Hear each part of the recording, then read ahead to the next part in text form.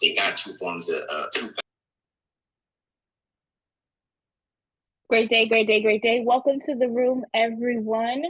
As you guys are rolling on in, I love to make sure that you are up and ready to go. So I like to ask a nice little teaser question to kind of get the day going.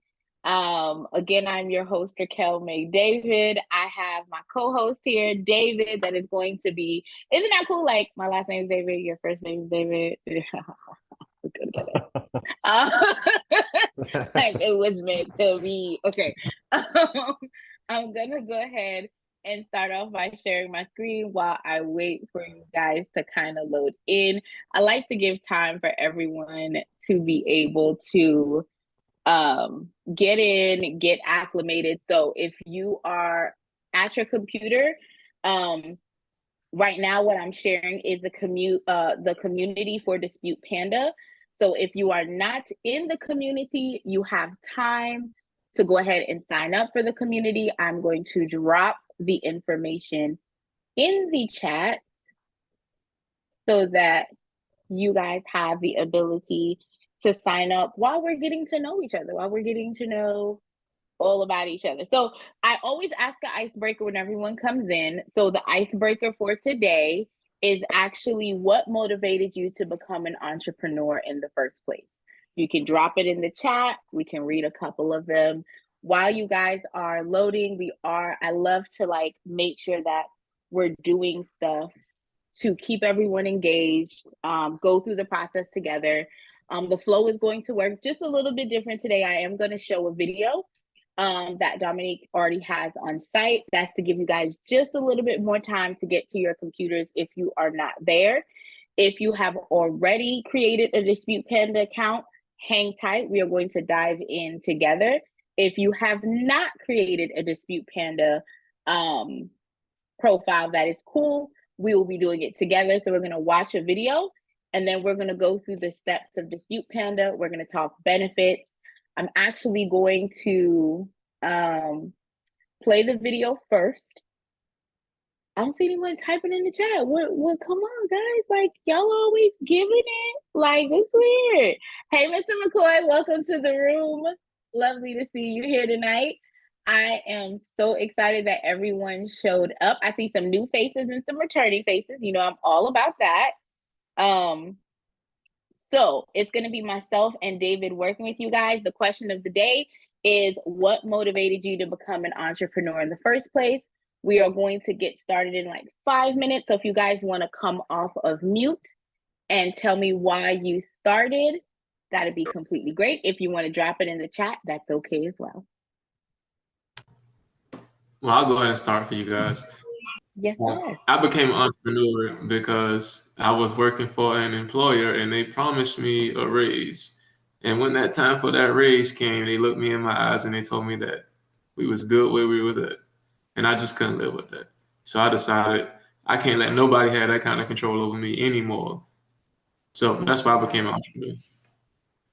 I love that. I love that. So with that being said, you have a freedom number, don't you? You have that number that is like, this is my number that I need in order to live my best life the way I want it to. What is that number for you on like a monthly scale that you're looking for to say, this is when I know I'm good?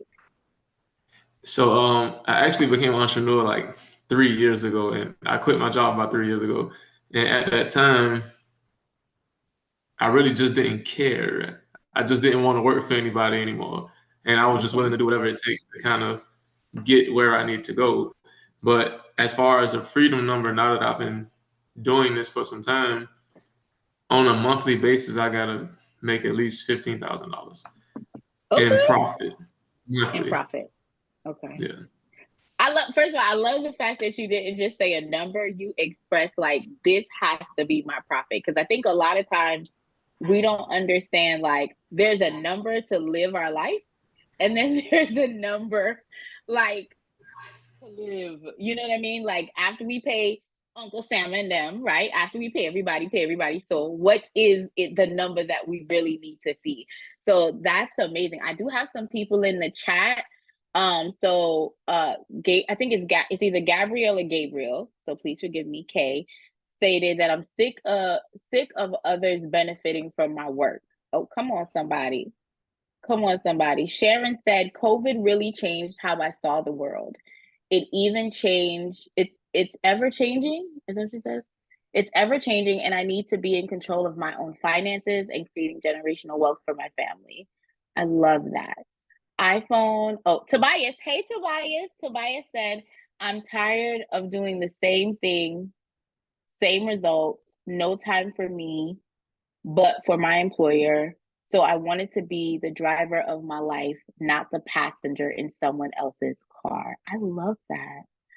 I love that. I think that that really speaks volumes. And I'm quite sure we all have a different story as to what took us to the uh, being an entrepreneur for ourselves. My journey was a little bit different. I decided to become an entrepreneur because I felt as though there wasn't a space for me. Like for someone who is passionate, who wants to give, who wants to communicate, who wants to help other people. I feel like a lot of people do that, but at the same token, there's like a club. And I felt that way when I worked my 9 to 5 as well. I felt like there was very, very much a club mentality. And once you hit this particular pay scale or you're in this particular area, they get to dictate how you show up in the world or where you can move to next. Or like, because I personally like listening to Mr. McCoy's story. I remember working for a bank. I had worked for that bank for over 10 years. And I had literally done every position that the bank had to hold. And my leadership left and just didn't come to work for 6 months. So for 6 months, I was running the entire bank, opening, closing, going to meetings. So an opportunity presented itself for me to be a branch manager at a different branch. And they didn't give it to me because they said I didn't have the chop. But they wanted me to stay and help the new manager that they were putting into my branch learn the ropes. And in that moment, I was like, oh, I'm indispensable just as long as I'm in this category, right? So I was like, oh, so much more out there for me. And a lot of people are different. I'm still in the 9 to 5 space. However, I'm still an entrepreneur. I believe in once I get to my number, to what Mr. McCoy says, once I get to my number, I'm out. I'm out. I'm gonna be like, this is what it is. I'm excited. I'm looking forward to doing it. So I am so happy that you guys came into the room today. We're going to go ahead and get started. It is 8 minutes after. So the first thing I'm going to do is actually play the video, and that will give you guys a little bit more time to sign up. Now, the reason why I have the community open before I get started with the video is if you are a part of Dispute Panda and you are looking for support, Facebook is wonderful, but we have our own community that is built out for people who are in all stages of the credit repair space. So if you are new to credit repair and you're trying to get your feet wet, you're trying to figure out how to navigate those waters, you will have assistance in this community. And if you are seasoned, okay, you got a nice little season on you, you have the ability to actually still be a resource and be a guide to other people. So I definitely wanted to make sure that everyone was aware that there was an option out here that you can sign up and be a part of a community that is in the system that you're using, coming there to give you value and a host of amazing support. So you don't have to feel alone or neglected through the process. Shout out to JM who's in the chat dropping stuff for us. So throughout the day, if there's anything that you guys need or are looking to, and I say something, we'll be dropping the links in the chat so you guys have access to it as well. So without no longer stalling, I'm going to go ahead and press play. And I'm also going to copy the link to this video for you guys so you can actually see it yourself. If for some reason you're not here on Monday or Wednesday night, you'll have the ability to look at it also. I'm going to make the screen full. Let me know if you guys can hear it. I tried signing up and I did not get that code.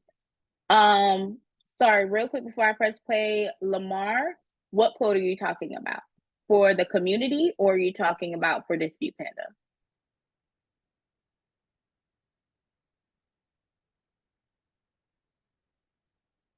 For the community. Okay, well, I dropped the link in the chat if you want to click on the link in the chat, and JM also dropped it so that you can come into the community and sign up. Thank you so much for the feedback. Yes, so we are doing it Monday nights as well as Wednesday nights now. We are going to be supporting everyone. So anyone that is new, fresh, you have the ability to come here and come kick it with me. Make sure you guys get your questions answered. So without further ado, I'm going to go ahead and press play on the video. And while we are doing that, for those of you that have not signed up for Dispute Panda, no fret. You will have time to do that. I just want you to watch the video, and then we're going to actually do it together as a team, because that's what we're here for. All right, I'm going to press play. Let me know if you can hear everything. Is the volume okay? No? Okay, hold on one second now. Because you know these computers like to embarrass you, okay, out in these streets, y'all. We're not going to let it do that today. Hold on one second. Hold on one second. Share computer sound. We're going to go back. Let me know how it sounds now. In this tutorial, I'm going to show you how to get access to Dispute You got it? Panda, the world's most advanced and effective AI-powered credit repair software, 100% for free. So you're going to navigate to disputepanda.com, and you're going to see a website that looks like this. You can use the sign up for free button at the top left, or you can use the sign up for free button right below the banner. And it's going to bring you to a screen that looks like this. Once you're on this screen, you're going to enter your first name, last name, email, company name, or your name, the password you want to use to log in. You're going to confirm the password. You're going to agree to the terms of service and privacy policy, and then you're going to sign up. So let's fill out this section. Now, be mindful, the password that you use here will be the same password you use to log into Dispute Panda. Once you hit sign up, you have to use the same email and password that you just put in the previous screen. Once you hit log in here, it's going to bring you to a screen that looks like this. If you do see another pop-up here, make sure you exit out. You don't want to do anything before you read and agree to the terms of service. So make sure you read this entire service agreement. And as you scroll down to the bottom, as you notice, it changed down here. Now you're going to be able to click the checkbox and accept the terms of service to be able to use the platform. Now, you're going to see a banner up top here, right? Check your email that you use to log in. I've got home internet from T-Mobile. It only costs. And you're going to receive a verify your email setup here. Once you come in here, you click verify my email. It's going to take you to a screen that looks like this, and then it's going to bring you right back in. So what we did was just verify that your email is correct and that you can use the software. And as you see, the banner has been removed. And there you have it. You have now successfully created your account. You're inside of Dispute Panda. See you in the next lesson. In this tutorial, we're going to cover the dashboard tab, settings, adding yourself as a client, adding someone else.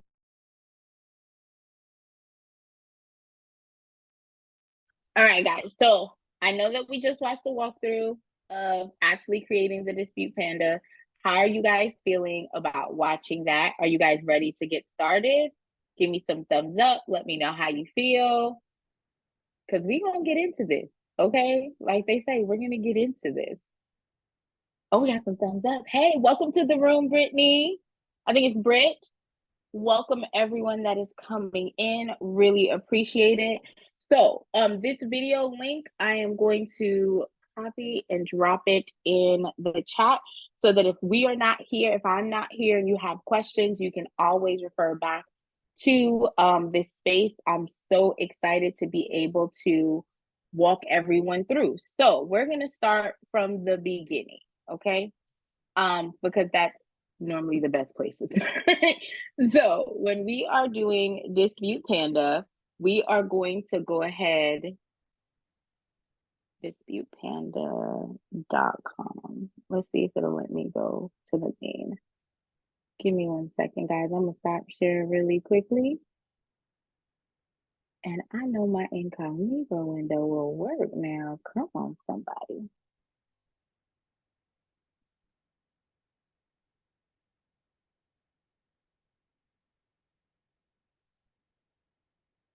All right, here we go. We're gonna admit that person, share screen. All right, so can everyone see my screen okay? You wanna make sure we're good to go? I think so. All right, so on my screen today, this is the main page that you would go to, okay? So when you're looking to get with Dispute Panda, you're going to go to disputepanda.com. I'm gonna drop that in the chat. So all of you guys, I want to be transparent. They are working on a cell phone compatible version, but right now we are asking everyone to be on their laptop so that or desktop so that you have easy accessibility to everything that's going on the platform. With that being said, I like to take you to the home screen so you have access to kind of see what's there. And we're going to talk about the nooks and crannies to help you be successful. And then we're going to move into loading yourself or your client into the actual platform together. We're also going to talk about some really great ways that you can operate for free, 99, because you know I like free things. So we're going to go over that together. And we're going to get started by actually looking at the system. So right now, when you're on the main screen, there's several tabs up here that I like to cover. The first one is the pricing. So for a lot of us, I know that we are aware that the price point for Dispute Panda, the standard Dispute Panda is free.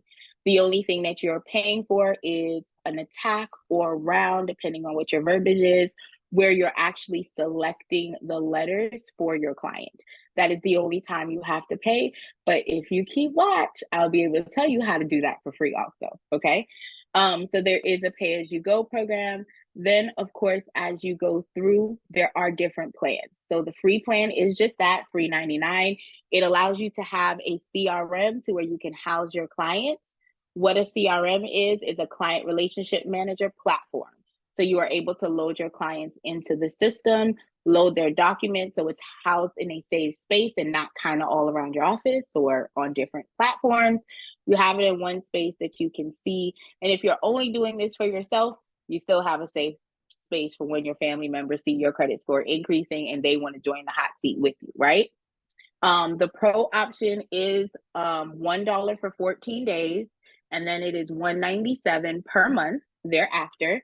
There are a lot of perks with the pro, and we will go ahead and cover some of those as well. Or you can pay out yearly. So the difference between the free version and the pro, whether you pay monthly or you do the year payout, one of the major differences is that you also have a platform for clients. So if you're a realtor or you are operating as a credit repair organization, you have the ability to turn on the other side for your client. So now you can transmit information, send emails and notices within the platform to your actual client to make life easier when it comes to communication, having everything in one wheelhouse. So I will walk you guys through that as well once we go in, but I definitely want to show you what the prices are. And again, I'm going to go over some of the perks when I go back to the community at the end of class before we go into Q&A. All right, so when on here, one of the other things that I want to point out is the training. A lot of people miss the training. I like to talk about the training because the very first thing at the top of the training packet is the Dispute Panda attack guide. If you guys are new to the credit repair journey and you're like, hey, I want to make sure that I'm doing things the correct way and I'm handling everything properly, I'm telling you, you want to click this button, meow, okay, so that you guys can download the guide and have it on your desktop. The guide is going to tell you exactly how to dispute your clients, what letters you need, when to send out the letters, and we are going to go through the guide together.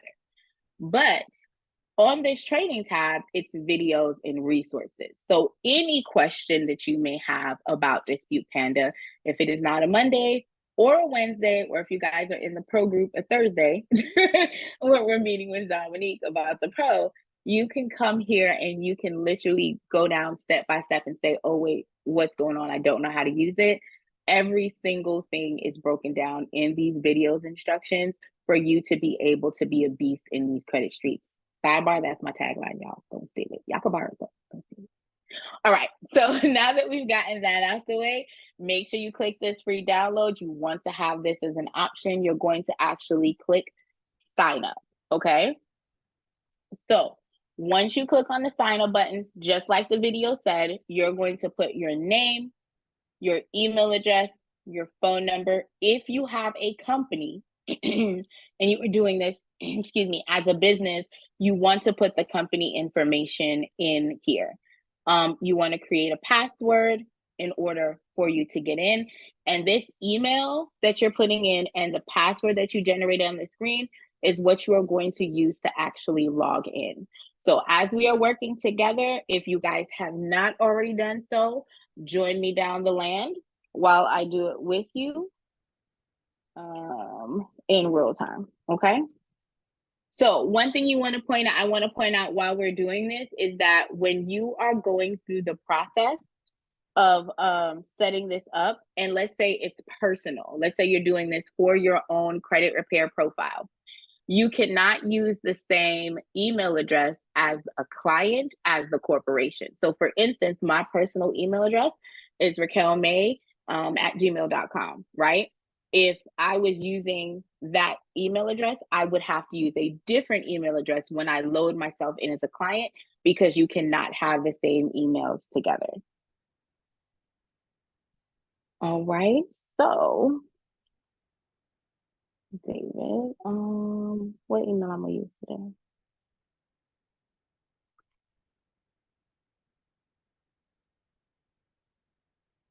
Yeah, my computer just like to tell my business, y'all. It's just over here telling my business. Okay.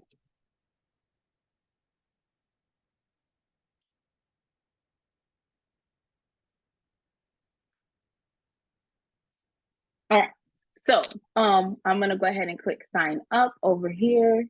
It's going to do its wonderful thing, and then it's gonna bring me to the service agreement. I always tell everyone, if you're doing it now, you can still read the service agreement. It does not allow you to get from this space without doing it. Are the dispute letters based on consumer law? I'd be happy to answer that question. Give me 1 second. Let me get everyone through, and I promise you the Q&A will be able to dive into that. Great question, though. So once you're logged in here, you'll be able to go into this platform, and you'll actually see that you're in the Dispute Panda free version right now. You're already set up. Now, in the video, it does tell you to hit this resend verification or go to your email to see if the verification is there. I'm not going to do that step right now, but you guys can do it. Just to let you know, even if you don't verify, you will still be able to still process and go through everything together, right? So you can always come back and get this done. So with that being said, while we are here, I want to take you through a lot of the settings that are on the side so we can actually talk about it, get into it together. So this is the dashboard. The dashboard is going to be your home screen of what you get into. It gives you the ability to upgrade to Dispute Panda Pro if you choose to do so. It also takes you to an affiliate link for you to get your own credit dyno. That is the credit monitoring service that partners with Dispute Panda that literally allows you the ability to get free attacks for your clients. So if you, and one of the perks for the credit dyno that I love is that most credit monitoring services only gives you the ability to get 2 years of your client's history. Credit dyno gives you the full 7. So you don't have to wait for the first round of letters to come back to see what's going on with your clients. And I point this out because I have seen in rooms that I've been in where a lot of CROs are saying, well, this client says that they're not late with child support. Right now, it shows them on time, but there's a late payment and we don't see why it's in derogatory. It's because you're really only seeing the last 2 years and you're not seeing the full 7-year picture, which is what you're going to need in order to help your client. So the credit dyno gives you that, and it also gives you another perk. So when we get a little further down, I'm going to give you another little sauce on there so you know, oh, maybe I need to look into credit dyno, okay? But on the home screen, you would have the basic information if you've already had a client in here and letters have gone out, or there's documents missing, or if their birthday is coming up, which is a pro feature, you'll be able to see this on the main screen. So I love that. If you have clients, whether they're active clients or inactive clients, you can search them here by clicking the client tab, or you can type the client's name above. One of the things that I love about this is that you do have the ability to type in the first 3 letters of your client's name, and that way it'll bring the client up once you have loaded them into the system. All right. So this is your client platform. You can also import clients. So if you are leaving another software, because again, I know this room is mixed. We have some newcomers that are actively having clients. You have the ability that you can go ahead and import them. And if not, you can load clients one by one. So if when your cousin comes, your mom comes, your dad comes, girlfriend wants to get hooked up, your fiance, okay? Somebody on the fiance street found out you're doing credit. You can add them into the software and be able to use them. So I love that, okay? And any letters that you have already generated for your clients, you will be able to see this here. Another benefit with the software is you do have the ability to go ahead and have the software mail the letters out for you. That does make it really easy and simple. So you already know up front that how the letters are going to go out. And if you're processing your client or yourself, you know that if it's after 12 o'clock, it's not going out till the next business day. If it's before 12 o'clock, it goes out the same day. And the only area that you get tracking on is if you're doing certified mail. And we're going to dive into that when we go through the actual dispute flow. Okay. But if you have sent letters out and there are informations and pieces that you can see, you'll see it in the letters. The inbox is actually for the pro user. So it's a feature, again, for you to communicate back and forth to your clients. Excuse me, for you to be able to know what's being said, and you guys to have a nice, safe, and secure client portal conversation. So if they do need to send you something, or they're like, hey, let me tell you what happened, I messed around and I paid something late, they can communicate that to you here and you'll be able to see it. The reports tab allows you to actually see all the credit reports, and it actually gives you a nice rundown of what's changed, what's improved, and how you can really have a real in-depth conversation of what your client needs to do differently to get the results that they're looking for, right? Because it's all about balance. We write the letters, but your behaviors also needs to be in tone, right? If you have the pro version, you also have the ability to have subscriptions. Subscriptions allows you to go ahead and say how much a bill is going to be. You can have a different plan. So let's say you have a plan. So like for myself, I have a plan for men and women who have just come out of being incarcerated, right? I help some of them get their credit together. So I have a plan designated for them. If I'm doing a promo or anything of that nature, I can have the ability to go ahead and do the promo and let them know, hey, this promo is for this amount of time. Here's the plan that you can elect, and I can also create payment forms. Again, all of these are features for the pro. Once you're in here, if you didn't look at a training and you're like, wait a minute, I don't have the link for training anymore, you can click this tab. It will literally open up the training tab for you, and you get back to your guide and all of your information. And then if you have a question or concern, because I did see a question in the comments saying, how can we speak to someone privately about your business? So if you're speaking about something that's going on with the platform, you're like, hey, this is not working. I'm also going to give you guys a tool. I don't know if everyone knows about it, but there's a tool called Loom, Loom. Loom is a free platform that allows you to record. So let's say you're having an issue with something. A lot of times we can write it out, but some people are easy to visually see it. Loom will allow you to record up to a 5-minute video for free, and you can send the link. So you would actually be able to tell them, okay, I'm having an issue with this particular client. And in here, you can insert the video and type out what's going on if you'd like to. And this way, when they come in, not only are they able to see your concerns, they can see your concern, like with the video, like you're showing them what's going on. So definitely think that's a great tool. This is your helpful tools.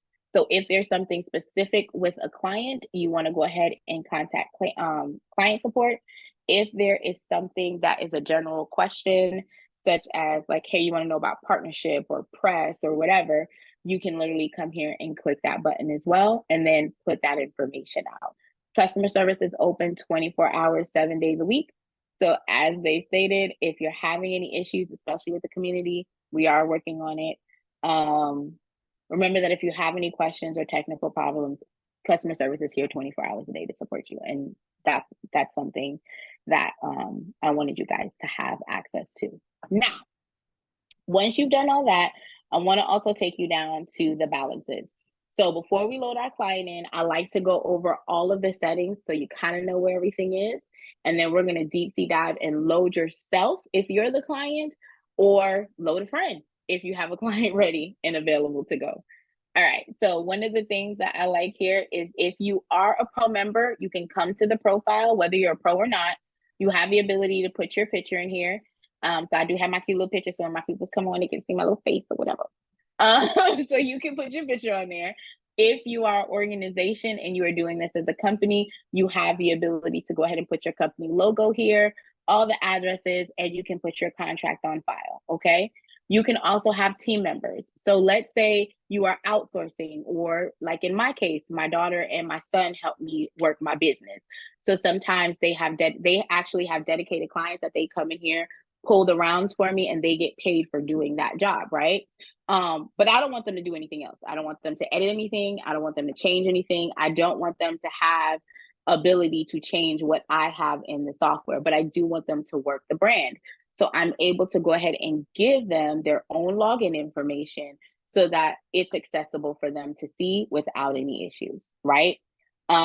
Also your affiliate links. If you are signed up to other credit monitoring softwares, you have the ability to link it in here so that on the other end, on the client access portal that you get for the pro, your client has the option to click on your link that you would get cash money for. Sidebar, Credit Dino is paying a lot more than some of the others, and I do have some of the others, so I like to tell the truth about that. So I signed up for Credit Dino. Awesome. I'm still not, okay. Sign up for Credit Dino affiliate. I was unable to get in the dashboard when I first signed up, but now I can't get in even when I click forget password.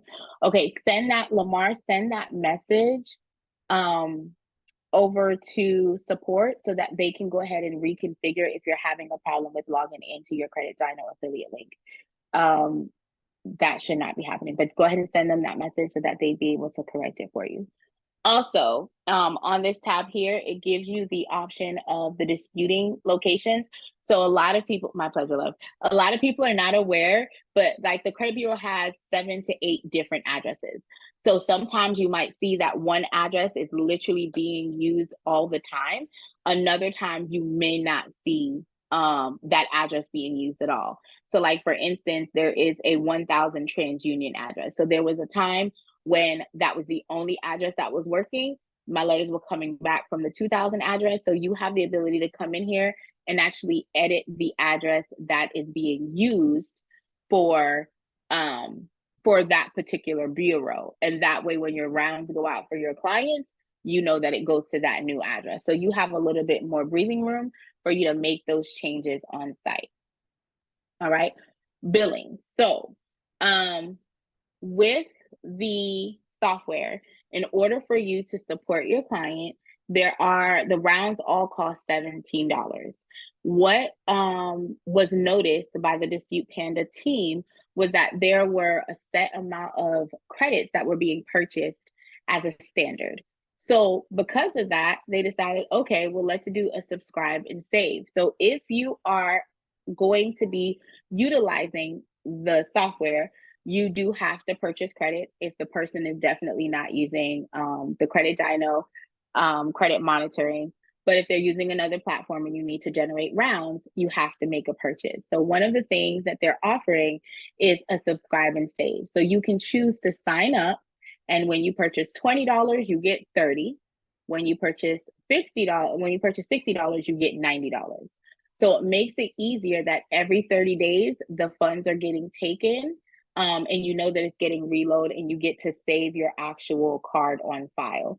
So now when every month, if you only have one client and you know you're pulling them every month, you have the ability to go ahead and subscribe, save, and get an extra $10 if you do 20, or get an extra $30 if you do 60. Okay.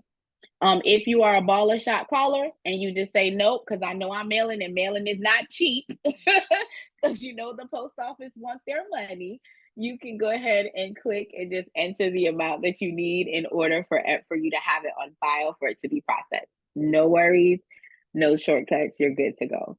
If you have any invoices, you'll be able to see this here. Again, this is another pro feature that you'll be able to look at.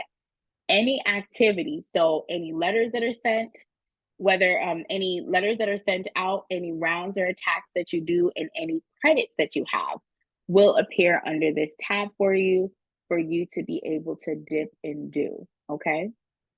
And then this integration is a pro feature that allows you to integrate different softwares by using Zapier to work more seamlessly with the Dispute Panda flow. So I just went through the whole breakdown of the site. Wait, I think I missed one. Let me see.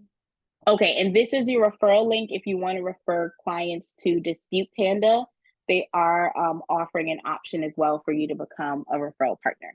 So I just went through everything on the screen. Before we go back to the clients to load ourselves in, are there any questions before we get started? I just want to ask a general question, not about this because I'm already past this stage. But I'm already at the step where I'm trying to automate the systems on top of Dispute Panda using Kong automations. When will the pro community have access to implementing the Kong automations with Dispute Panda? Well, we're doing that now. So if you're in the community and we have the pro calls on Thursdays, we're going through the the credit repair blueprint, business blueprint. We're going through that class. So as we're going through that, we're actually going to get to that integration step during that process as well. So on the pro you call, know if it's like the second week or third week or like I wouldn't I don't know if it's going to be the second week or not. I know that we just finished the onboarding, like the pre-work that we needed to do week 0. We're entering week 1 now. So I'm not quite sure, but we can look together actually. So after this, I'll be pulling it up to show, and if it's in there already, I'll be able to answer that question for you. All right, thank you so much. My pleasure. Great question. Okay. So we're going to get started with loading ourselves in as a client. So I love doing this process because I feel like there's a lot that we're not aware of how to manipulate the system. And I want to make sure that it's completely clean and clear for you to be able to walk through. So when we're loading the client in, I use this example all the time because you remember George? Okay, I think it's George Foreman. Yeah, because he got the grill. So he has the George first, the George the second, the George the third, so on and so forth. You get my drift. So if you have a client that is a senior, a junior, the 4th, the 5th, you have the option to go ahead and enter that information in here. The names that are required to be on the letter is the first name and the last name. That is what's required to be on the letter, okay? However, I personally like that if I know that there's 15 of y'all, I want to make sure that all 15 of y'all are acknowledged, especially if I'm working the full family, because sometimes that really does happen. Remember I said that the email that you use to log in cannot be the email that you're using here because the system will not allow you to do that at all, okay? You're going to put the client's phone number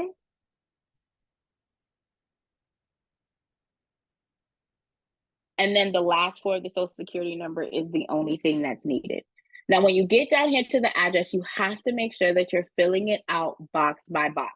You're not putting all the information in at one stand. So you're going to put the street address on one line, the city and state, and this has to be accurate because when you're sending the letters off, the information that you're sending off, this is going to be on those letters for your client.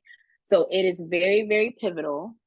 If they live at 1414 Mockingbird Lane, you have that here. If it's in Houston, shout out to H-Town, okay? We're going to put that there. But you want to make sure all the information is accurate, including the date of birth. Shout out to anyone in here that is Aquarius. I am, okay? Hey, y'all. I like the other signs too. It's cool. If you guys are doing a client access, so you guys have the pro and you want your client to be able to upload their documents and do everything on their end, you can simply click this button here. Once they get loaded as a client, it will send them the welcome email that says that they can log into the portal and sign up, right? If not, again, if you have the standard program, you're just going to click save. Now, once we get here, this is the part that is going to be very, very important. When you are coming here to do your client's files, you need to make sure that you have accurate information. One of the things that I've noticed that has been missing is the documentation that is required to sign up for credit repair. So when you are loading your client's information, there's normally a screen that pops up that's red that normally tells you what documentation you can have. Give me a second. I'm actually trying to look at it right now, but I'm going to, while I'm looking for that documentation, I'm going to go ahead and start loading the IDs for our client, okay? So you want to make sure that the driver's license, if they're giving you a driver's license, matches the address that the client is getting the document from. If they do not have a driver's license with that address, there are other documentation that you can use in place of it. You have their social security card, you have a marriage license, you have a name change form, you have a lease agreement. There are other supporting documentation that you can leverage. What I don't want us to do is to use something that we don't need to use for our client. Be very, very careful that you're getting the documentation that you need in order to be successful, for the letters to be seamless and not create any problems, okay? So what I like to do is drag and drop. If you guys are clickers and go through the list, by all means, you're able to do that. You're going to drag and drop the identification in here. And a lot of times clients don't send you the ID clean. It'll have like a long sheet of paper behind it, and then the IDs in the center, and all of this stuff we don't need.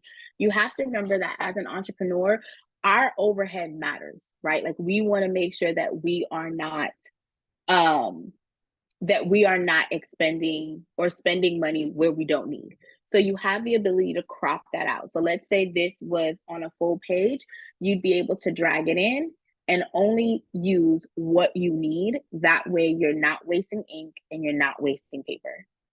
Okay, so you're able to crop it, drop it.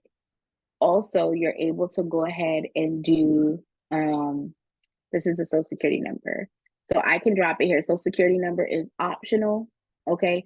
For your client, I personally do collect it and send it out with the first round.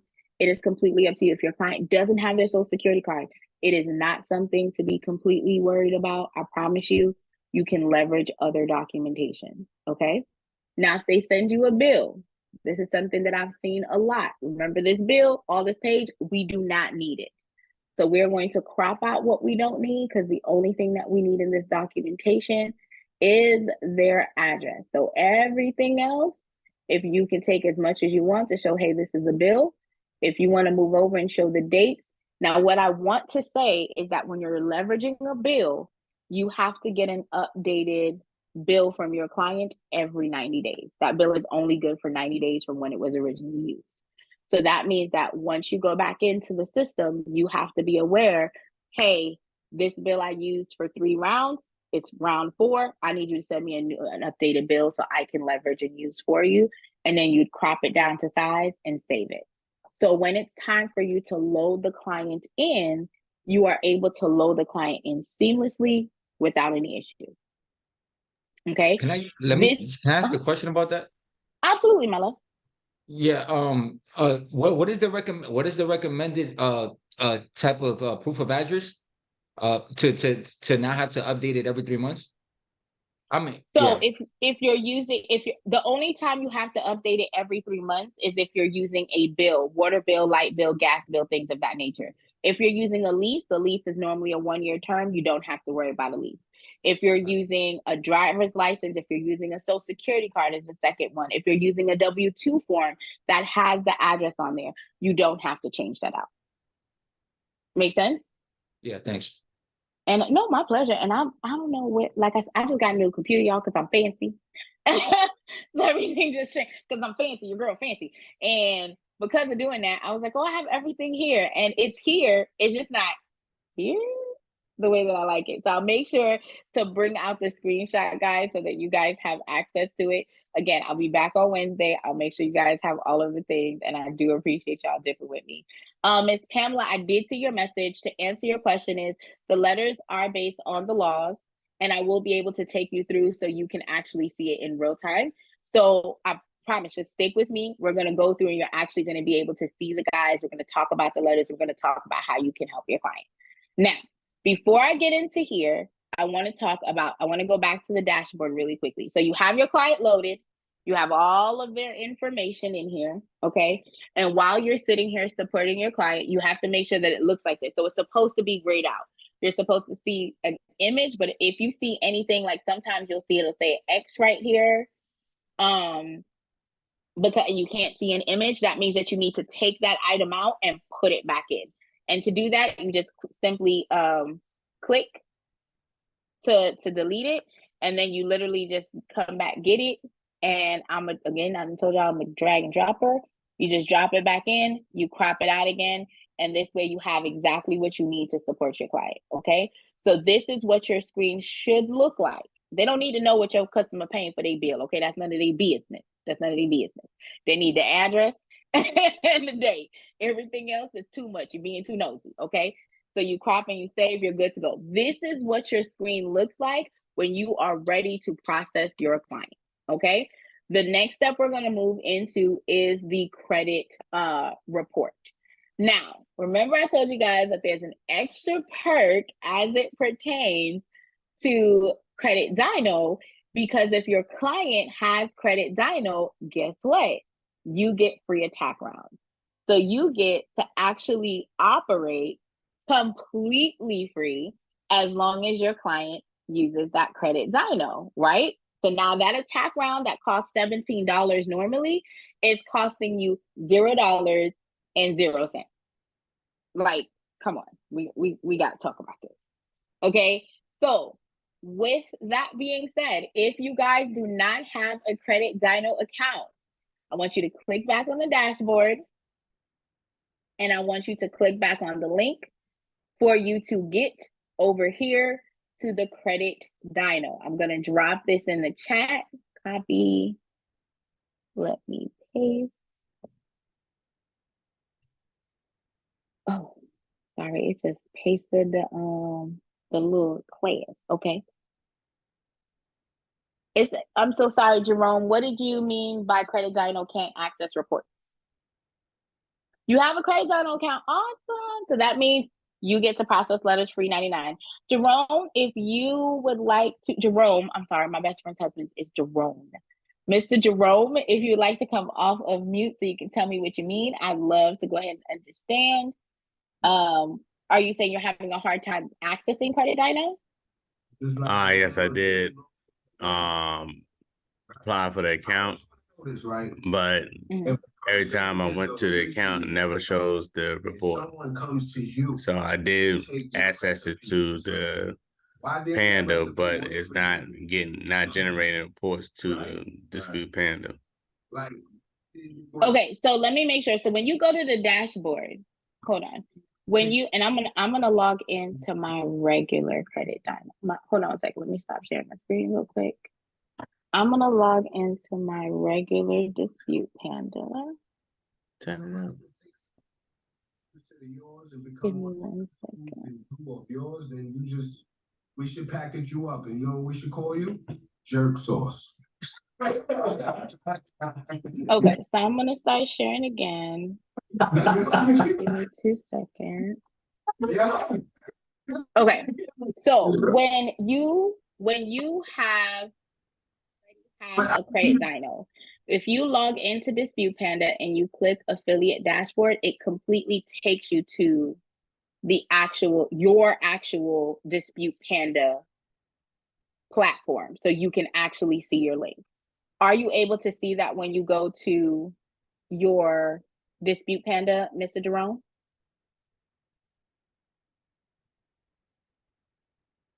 Is Mr. Jerome still with us? Mr. Jerome? But come on. Hello? Oh, still in your Yes. When you go to your actual Dispute Panda and you click that link, does it take you here? Super nice. The rain. Let me go and check. Okay. You kidding me? Vinny said I stole half staff. Because from the Dispute Panda actual dashboard site, if you have an affiliate link, it literally routes you to your affiliate dashboard. So you can see how many people have clicked on you this month, how many signups you have this month, and what you're pending earning this month. You can see all of that information. Now, that is separate and apart from seeing the actual report, which I'm going to show you guys in a second. But I want to confirm that you can actually see this when you're in your Dispute Panda. For you to get one of them rooms, you had to be on that shit. So do you go to your clients? You don't have to go to clients at all. So if you're in Dispute Panda, hold on, I'm going to go back one screen. On the actual homepage, so on the dashboard, Right. if you look over to the right, it says affiliate dashboard. So if you have already signed up for Credit Dyno as an affiliate, you would click this link. So I want to clarify, are you saying that you have already signed up as an affiliate and you are a customer? Yes. Okay. So your affiliate link works on your dashboard, correct? It's not working right now. I guess I gotta. Does it say affiliate dashboard on your main screen? Yes. Okay, and when you click it, it's not popping open to the dashboard. No. All right. So definitely email support at Credit Dyno. I'm gonna redrop that in the chat so you have that. Okay. Got it. Thank you. All right. Now, my pleasure, my love. Now, for your report, however, that's a completely different conversation. So let me go back to. No, I really do room and it just does what it wants to do over here. Hold on. Okay. So for your actual report, when you're under your client, hold on. Oh, it's showing all the clients. Hold on a second, guys. Stop. We're gonna log out here.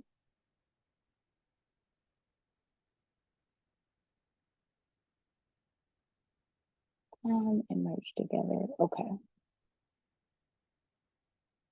Give me 1 second, guys. Okay, cool. We're back here.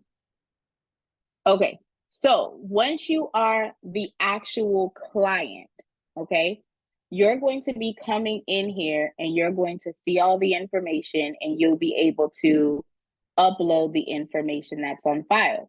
Now, when you're doing the credit monitoring, you're going to be using a different system. So hang on 1 second. Let me log out because it kind of transposed everything. Hold on 1 second. I don't even see Q at gmail.com.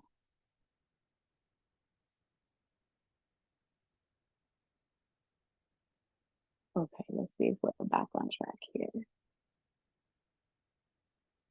Okay, we're back on track. So when you are the actual client and you're wanting to bring over the report, you would actually come here and you would click on Credit Dyno and you would put the username and password in here. So you don't have to go to the actual Credit Dyno site and log in, even though you can simply sign in here. So if you're a member, you would click member login and you can pull up the report. Or if you need to sign up, you would click sign up here and you would generate your profile.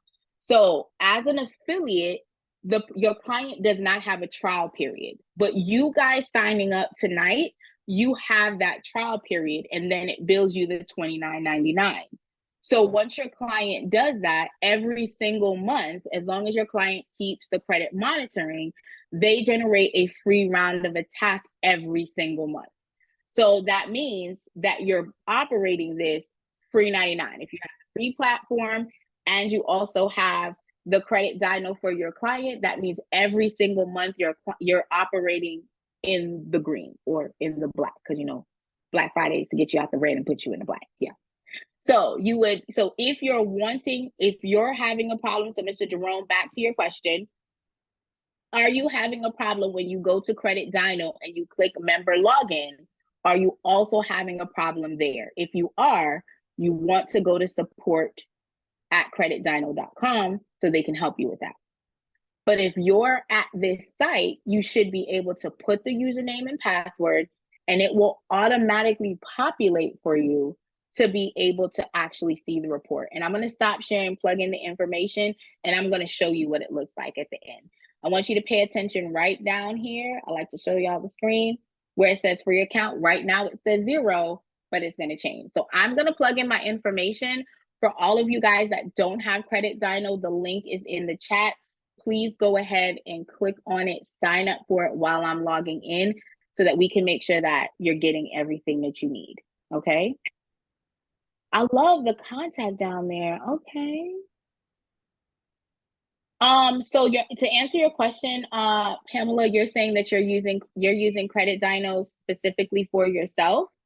If you don't have to sign up for an affiliate link. The affiliate link does give you the ability that if you choose to, you can put it on like your social media platforms, and that's another way that you can get passive income in order to support your brand month to month. So even if you're only doing it for you, but you want to go ahead and help other people, I promise you, you can go ahead and actually make some really good money passively just by posting about credit repair, or just be like, hey, have y'all checked your credit report? That's actually one of the ways that I normally get the quota that I have for myself or my affiliate is at the end of every month or the beginning of the following month. I go, hey, it's been 30 days. When's the last time y'all checked y'all credit? I do it all the time. Okay. And I just dropped a little link in there, and then people who are on my Facebook that are nosy, they go ahead and get the information and they go ahead and sign up, and I get my nice little $8. Okay. Cause I like it. So I just want to make sure I'm clear what we're doing, right? Yes, so we're going to Credit Dyno and we're signing up. So let's say, because I'm new to this, I'm going to do this on myself and then bring in others. So I'm going to sign up for the affiliate link through my Dispute Panda site. But then I'm going to sign up for the membership as a client, you're saying? Correct. So you can sign up for the membership for yourself. Okay. You can do it under your affiliate link, or you can just do it by yourself. It's completely up to you. Okay. It's completely up to you. My mouse is not mousing now. Okay. Yeah, so you guys have the option of doing either or. So if you want to get the affiliate credit, you have the ability to go ahead and do so and get the affiliate credit. If you just want to sign up with Credit Dyno by yourself, you don't want to have any affiliate, it is completely fine. I have someone else in the chat saying that they use Identity IQ. That is completely fine. The process is going to be a little bit different, but there is a video for Identity IQ. For the Credit Dyno, it's one click, and I'm actually going to share my screen in a second, guys. It's one click, and that one click allows you to do everything that you need to do. So you don't have to log into anything and update it month after month. it literally just updates on its own. So you literally just do one click again, and every 35 days, you get a free attack. Okay, so I'm gonna share my screen so you guys can see the changes. So if you look at my client, the credit report is dated today, okay? And then the balance is over here. So Miss Sharon, if you do not want an affiliate link, you do not have to. You literally can just go ahead and sign up for Credit Dino Solo Dolo and just go ahead and have a Credit Dino file and you're good to go. Every single month, you will have a free round because you're keeping the, don't time out now, honey, I don't need to do that. Every single month you'll have a free attack for you to be able to utilize. So I don't want you to feel like you're stuck. You're definitely not stuck at all. So once you have all of the informations in, you have the ability to now go to the disputing tab. Okay, when you get to the disputing tab, this is where it pulls all of the credit information in from that credit report. So before I move forward, did I answer your question, Ms. Sharon? You're good to go? Give me a thumbs up. Yes, you did. Awesome. And for Mr. Jerome, when you put in your account information for Credit Dino and you click the one-click import, did you see your report information?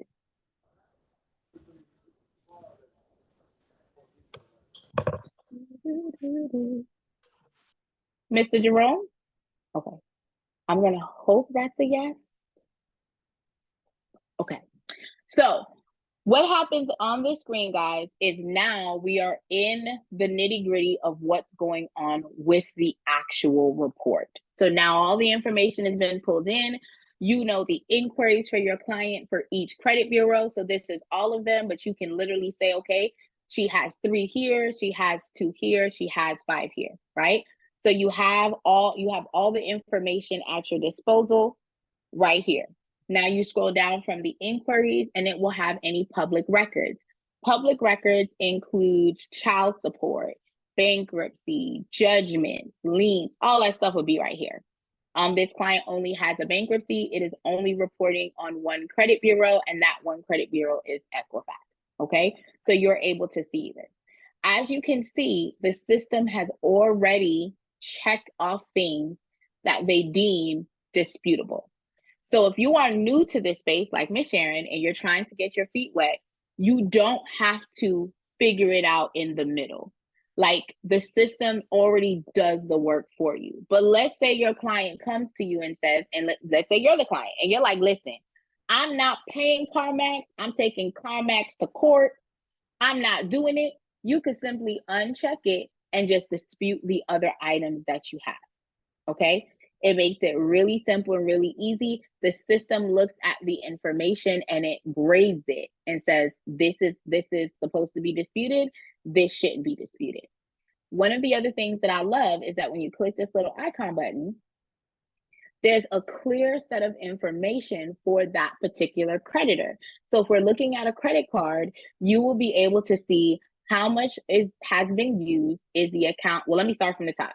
It'll show you the status of the account. Is it open? Is it closed? Is it canceled?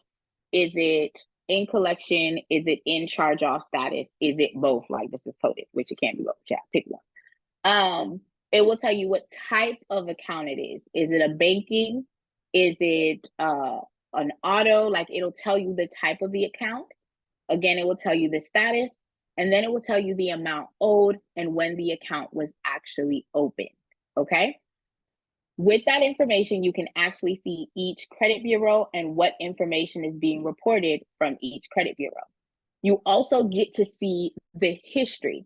So now when you're having conversations with your clients or with yourself, you know, hey, baby, you're only at 70% of paying on time, knowing that the FICO score is broken down to 5 parts, and the most heaviest weighted is do you pay on time, which is 35%, which equates to about 192.5 points.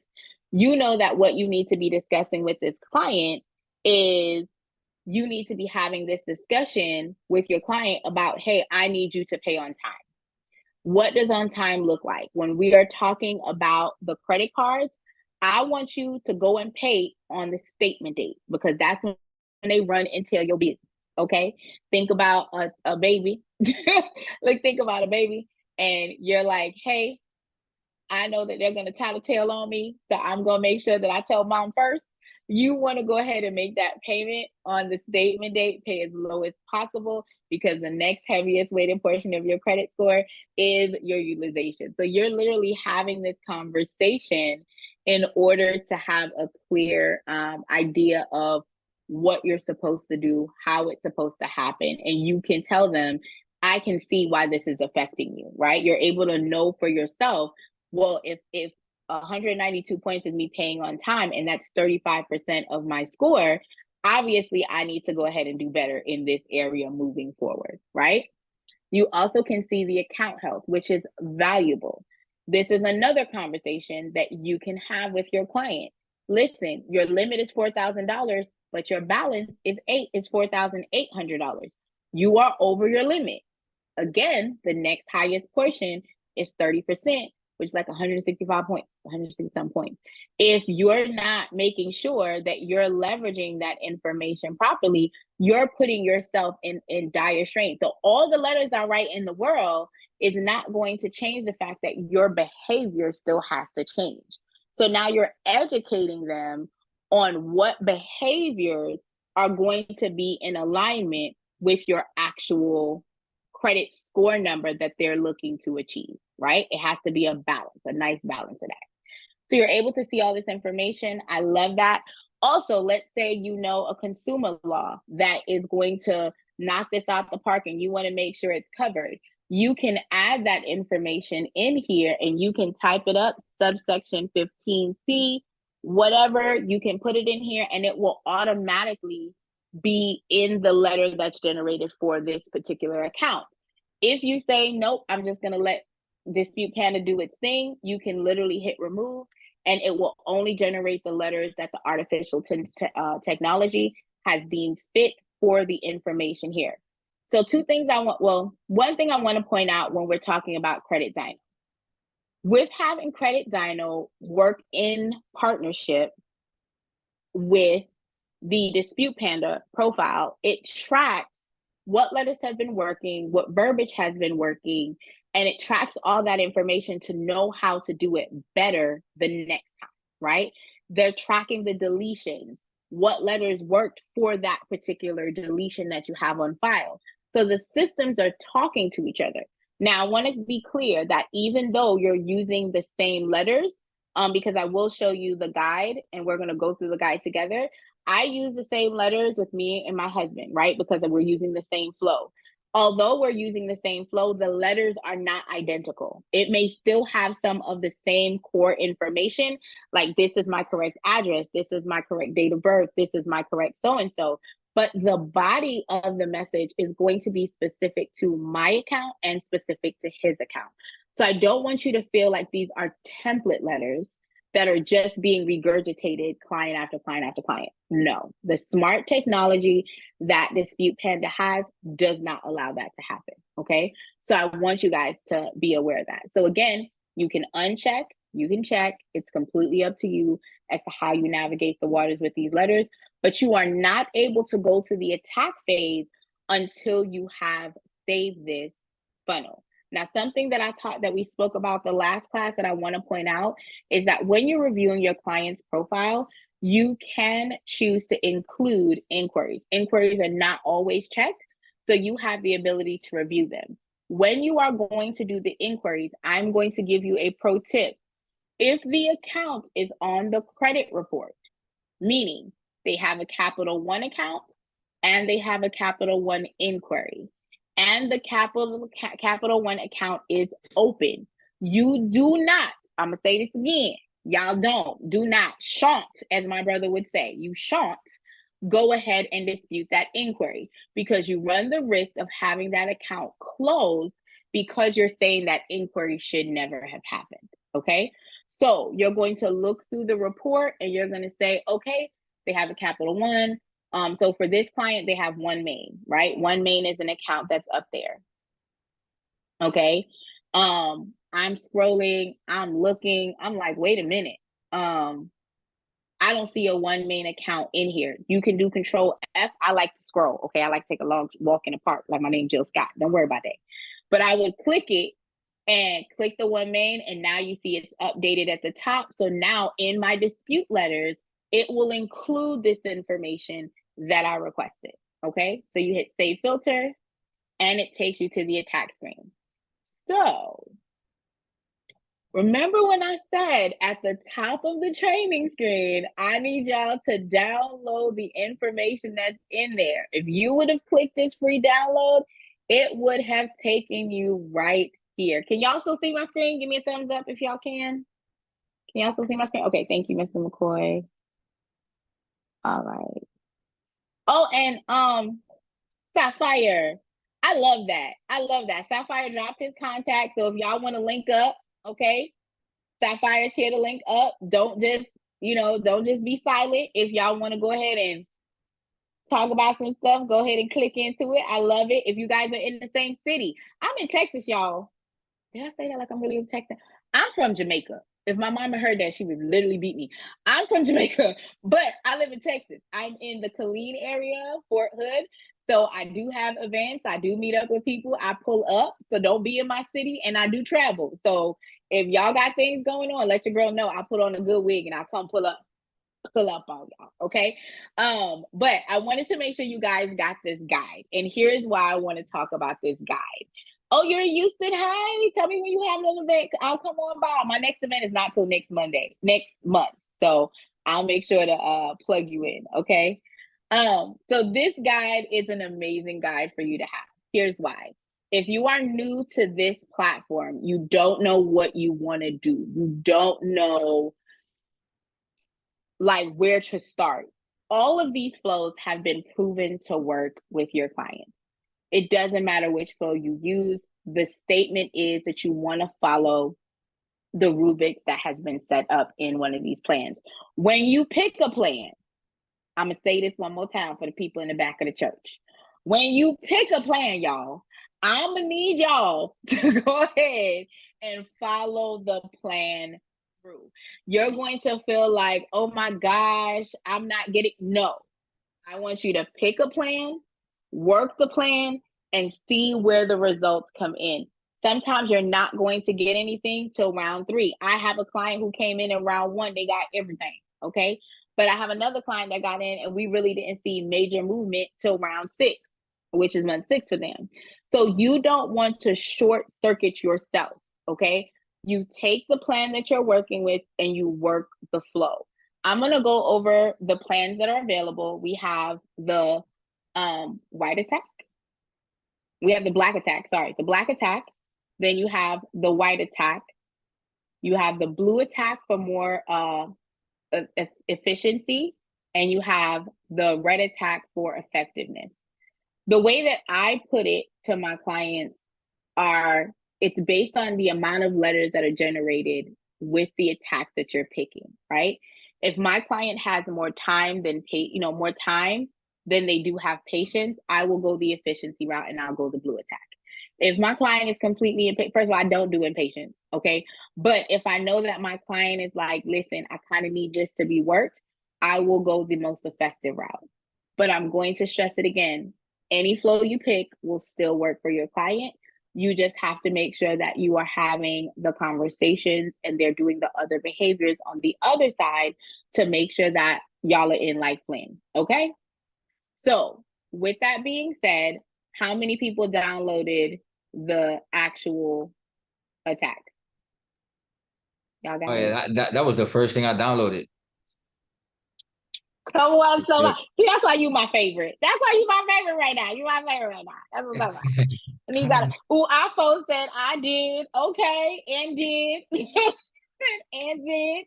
I love that. Okay, Erica, you can come off of mute. How can I help? What questions did you have?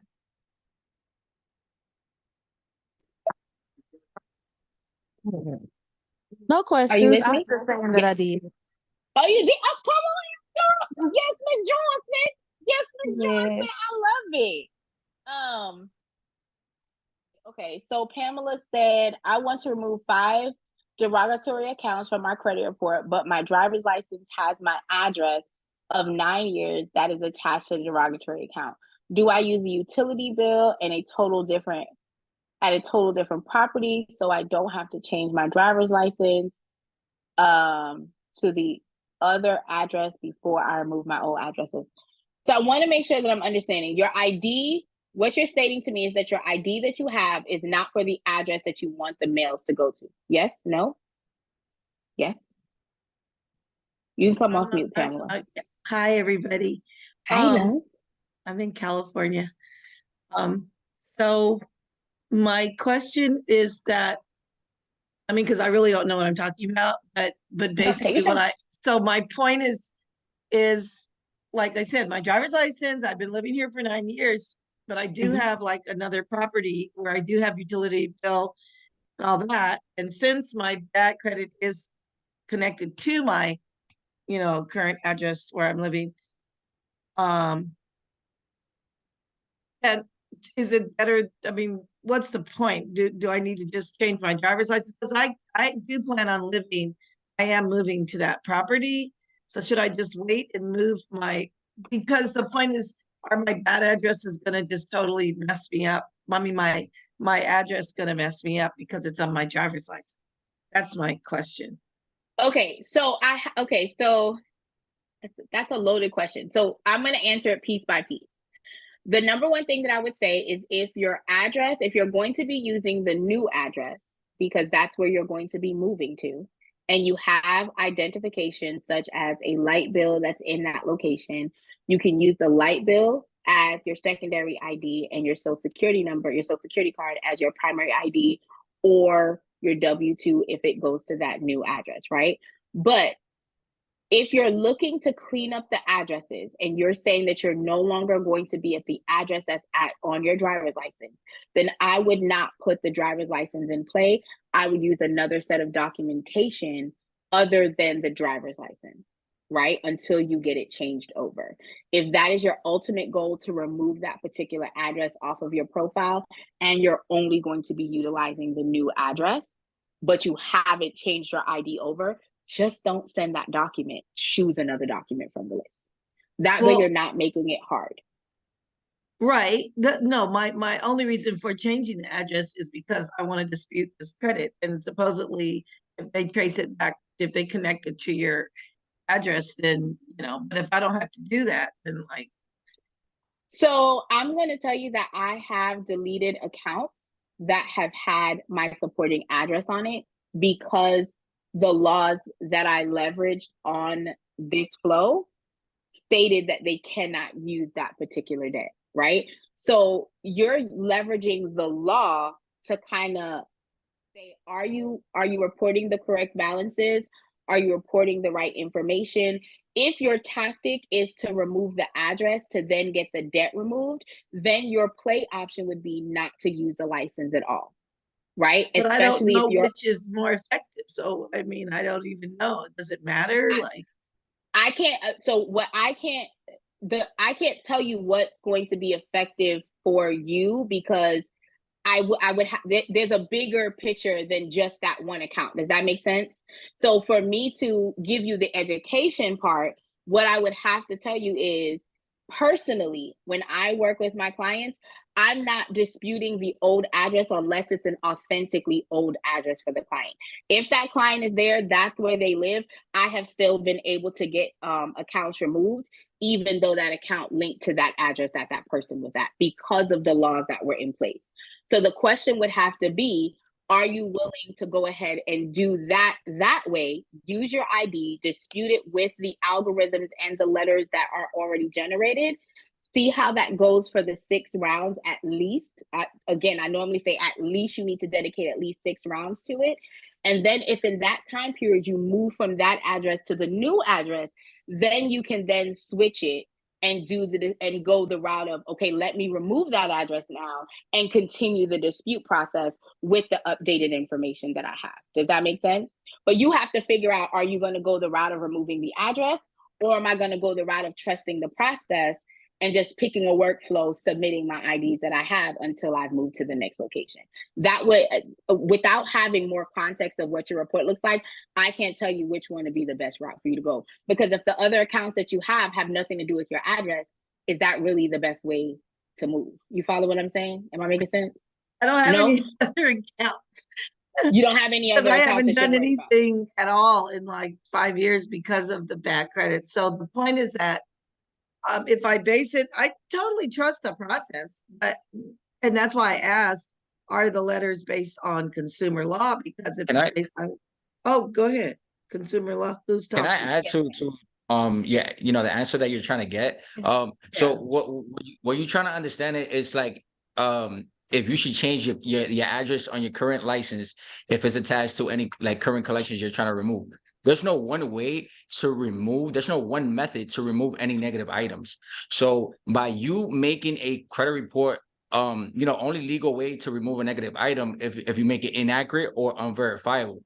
So by changing your address to a totally new address would be like another method you can use to make an item unverifiable. Like you said, if that current address is traced back to a current collection, that might be a way that might delay your removal. You know, if they say that they were able to verify it, but that doesn't mean you can't remove that negative item.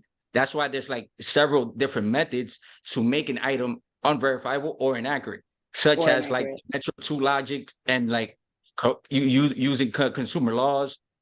There's different ways. So what I would tell you is to still change your address on your license, but like Miss Raquel, Coach Raquel said, you can still utilize the different documents to start your process, while you're able to change that address over, because obviously that takes about 2 to 3 weeks. So yeah, that's my response. Do you do service? Is there anybody on here that I can pay? Yeah, remember we had it in the chat. We told you the last time when you were in to communicate, and Sapphire dropped his information in there. So remember in the community, in the Dispute Panda community, if you want someone else to work your file for you, you have the ability to do that. We have different people here, so you can literally go into the community and just say, hey, who's available? Or Sapphire done dropped his information in here, honey. Go ahead. I was just busy working and stuff, but I'm ready now. Okay. Yeah, you are fine. Thank you. So to answer the question, is there to Sapphire's part, there's no one road that leads you to resolution, because yes, the letters do consumer law, but you have to figure out what's the best attack for yourself. And let me be clear, that attack doesn't mean if you say I'm going to do this and you don't see the results, or you're not getting what you're looking for, the 6 months have run its course. Bear in mind, the flows here give you a 12-month period. So when you're saying, oh, that's the only one that I have, the concern would be, you said you had 5 derogatory accounts. So the question is, are all of the accounts linked to that one address, or is it linked to other things? They're all linked to that one address. Okay. Yes. So now you have to decide, do I want to opt out of the address and use that to say it's unverifiable? Or am I going to use the laws that I have and go through that process first? And okay, so I need to study a little more, understand, work with Sapphire. And again, when you come into the room, you'll have the process. So when I'm saying you have to figure out what you want to do, if you have the ID, you have the documents, you can go this route and use your ID, use your stuff, and use the consumer law to your benefit to see what can be removed for you. And then after you've gone through that process, if that's not working and you're saying they're still on there, then you can shift and say, okay, I'm now going to go ahead and move to my new address because I'm moving. I'm now living here, and now I'm going to attack that way to make it unverifiable. So you don't have to feel stuck, right? So right. I hope that helped. I do apologize. 100% answered my question. Thank you. Okay. And my Lucius pleasure. Lucius, I'm calling him Lucius. Sapphire 929, right? Yeah, his info is it says chat. DM me. Oh, that's on Instagram. Yeah, I don't know how to do that. Do you have just like a regular phone number for normal people like me? Go ahead and send him a private message in the chat so he can respond back to you. That'd be great. Okay. Thank you. All right. Thank you, Ms. Pamela. No worries. Mr. McCoy, you have your hands up. What questions did you have? Okay, so I keep hearing you say rounds and rounds and rounds. What is the typical time span between rounds? What is the typical? Oh, that's a great question. It's actually on the screen. So hang on one second. Let me log back in because them kick me out, y'all, because I don't talk too much. Kick me out. All right. So over here on the side, so when you're looking at the attack guide, it actually tells you what round it is. So round 1 through 12, what the attack name is, what the variation of the attack is, should you send it first class mail or certified, right? Excuse me. And then it will also show you if it's in color, if it's single or double side, and the frequency. So the goal is, the way that the law is written is you're supposed to allow the credit bureau 30 days to review your file, okay? So if you're mailing it, you, in essence, snail mail, I love to call it snail mail, okay? You're sending it and you have to allow at least 5 days for it to get to them, 30 days for it to be processed. So you should not be pulling or sending out another letter until day 35 or day 36. So if you're looking at this, this is saying day 1, 35 days later, you're sending another round, which will be day 36, okay? And then from there, it's telling you every 35 days when you're supposed to, oh, I'm sorry, guys, hold on. People are trying to come into the room. And I'm trying to get everybody. Okay, so you have the sequence of what days you are supposed to send the round out. Also, when you come here to your client, that information will also be located on the client screen for you to actually know when you're supposed to be sending out your next round. So that information will already be on the dashboard for your client as soon as you come in, once that letter has been generated. So once you have picked the flow, so for me, I'm normally either between effective or efficiency. Those are the 2 flows I go with. I pick one and I work that complete flow for that client. Ideally, my clients stay with me. If we're not dealing with bankruptcies or repo, my clients with me 6 to 8 months. If there's a clear goal that they're looking for, like something that they're looking for and they want this specific number, then I might have them for 12 months to up to 18 months if I'm doing bankruptcy, repos, things of that nature, right? Because it's a little bit more in depth. When we're dealing with bankruptcies, we're also dealing with the Pacer account, so it's a lot. But ideally, your clients are with you 6 to 12 months is what they're working with. I'm in Texas, so in my state, I'm a 6-month contract state. So that means that even if they have to be with me for a year, at the 6-month mark, they have to renew their contract with me, so that I can stay in compliance, because I don't do jail. I'm too cute. They like me in there. I'm too cute, okay? And then my husband gonna leave me. He is not gonna do me like Pat Poose did Remy. He ain't gonna wait for me, y'all. He gonna go ahead about his business, okay? He is not. He gonna be like, I gotta take care of our son, and he look just like me, and I need me a wife, okay? So he gonna leave me up there. He gonna do me like Lucius did Cookie on Empire. I want you to know. He lied, say he won't, but I believe he be Lucius in me, okay? But back to this. So now we have a flow. We know what we're doing, and we're going to pick one. So in this particular run, we are going to go ahead and hold on a second. If you have a charge off recently, do you need to pay it, or how can you remove it? So I'm going to tell you what I tell my clients. I know that Sapphire say never pay charge offs. I'm going to keep it a buck with you. It is very easy for me to take off paid collections and paid debt than unpaid debt. So personally, that's not the feedback that I give to my client, especially if we're looking at the time frame that the client has that charge off. If it's closer to that 7-year write-off mark and things of that nature, then that might be the feedback that I would give the client. But if it's not at that time frame, then I would educate them differently and talk to them about some settlement options of how they can pay that debt off lower. And I also talk about when we're talking about charge off, like I need a 1099 to find out what was the charge off written as. Does that charge off say that that debt is no longer collectible? Does that charge off say that they can still collect on that debt? Like that's information I would need before I educate my client on what to pay or what not to pay. especially looking at the statute of limitation, because the law be lawing. Okay, y'all, the law be lawing. So I definitely want to give you that feedback. So I'm gonna pick the blue attack for my client. And the blue attack, the very first attack, is the Nerve Attack Super Boost, and it's supposed to go out certified. I've had clients say before, like, hey, I went ahead, let me close this out. I went ahead and I sent off my first letter, but I did not do it super boosted. Okay, I did not do it super boosted. I picked the wrong variation. I wasn't paying that much attention. Cool. I'm gonna send another letter out. No. If you send another letter out per the law, you are going to extend the time that the credit bureau has to investigate. Number one. Number two, you run the risk of looking like you're doing frivolous disputes. We don't do frivolous over here. That's not what we do. Okay. But when you are looking at the letters, you want to have the guide up. You want to make sure that you're picking the right letter, and the letter actually tells you what's in it. So we're doing Nerve Attack Super Boost. It says it includes, it says similar to the Nerve Attack Supreme, it says Nerve Attack attacks all items on the credit report. So it's attacking everything that's negative on here for your client.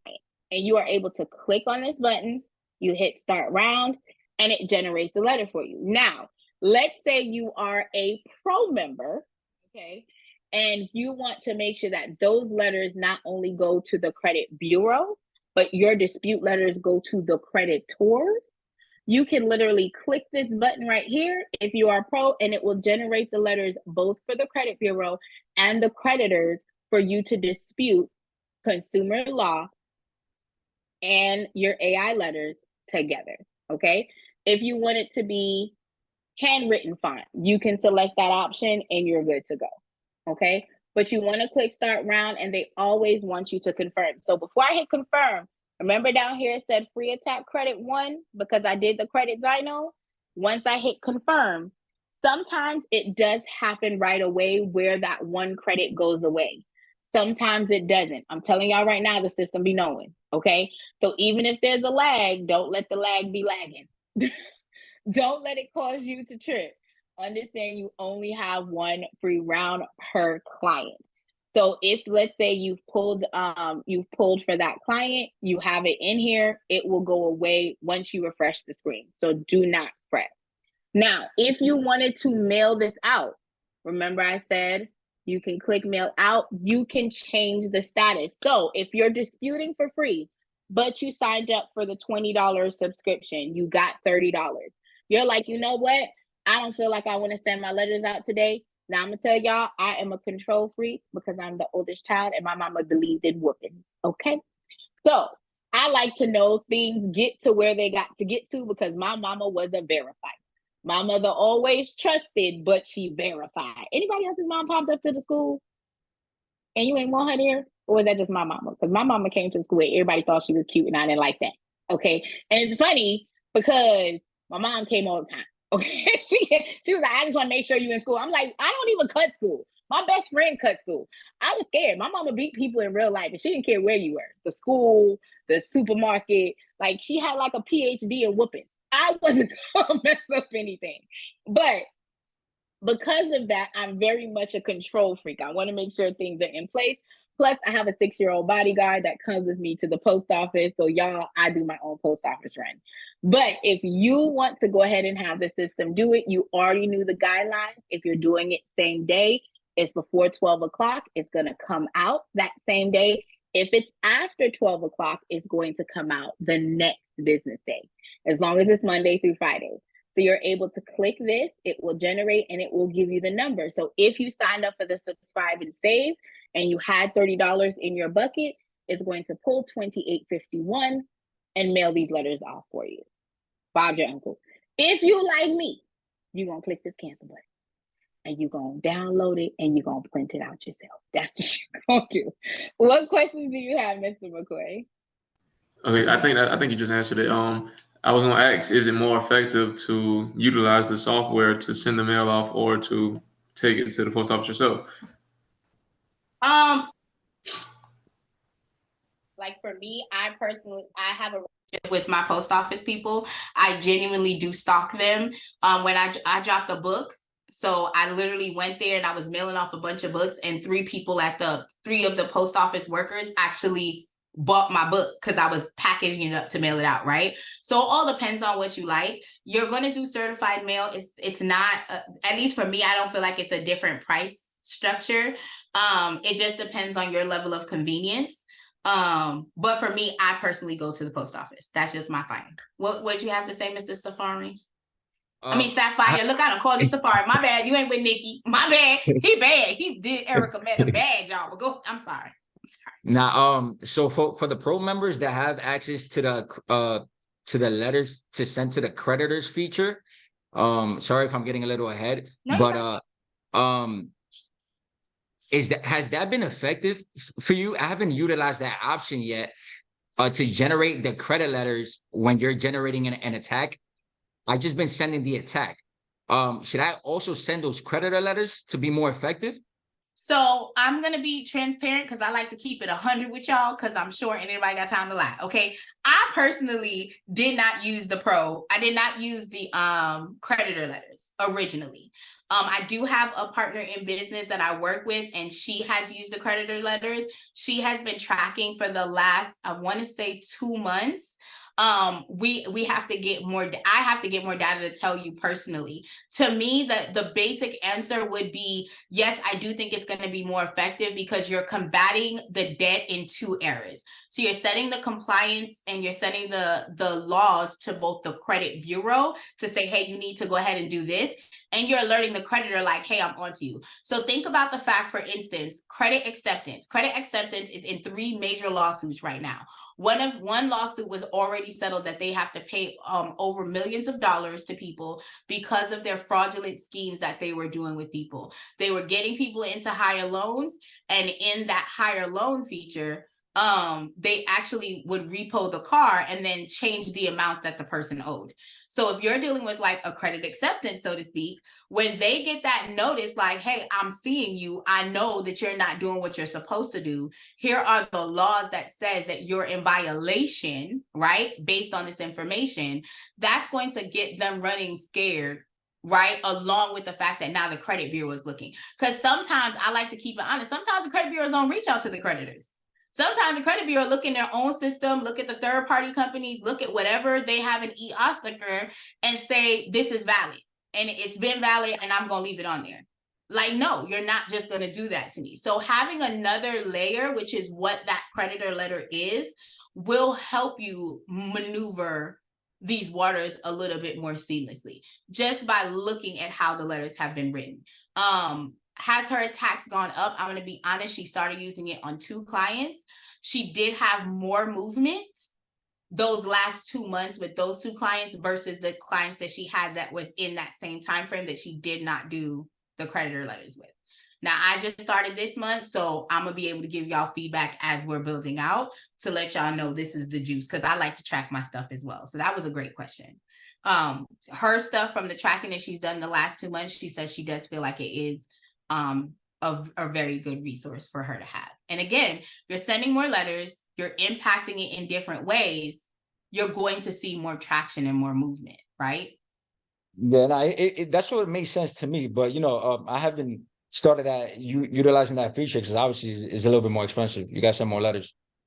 You do have to send more letters, which is why your pricing better be pricing, y'all. That's all I'm saying. Okay. Yeah. When you're doing the creditor letters, that's not no $99 a month fee, because the ink and the toner is inking and tonering. And trees ain't cheap. Yeah.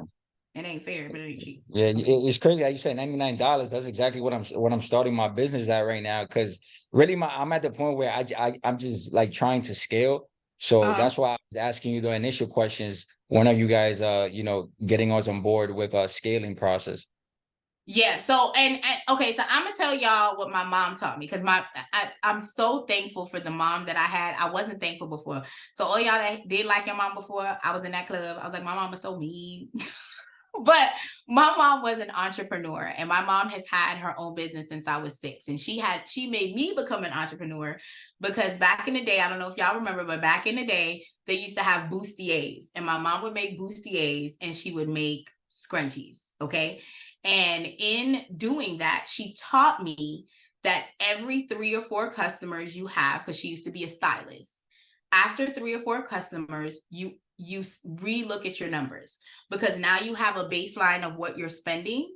You know where you're going to go, who your vendors are, right? Who answers responsibly. What is that price range for you? It's going to be the same process when you're here. When you're in the credit space and you're working, you might run a sale that says, okay, everyone signs up for $199 and I'm giving you guys $99 a month. And you might cap that sale at like 5 or 10 people.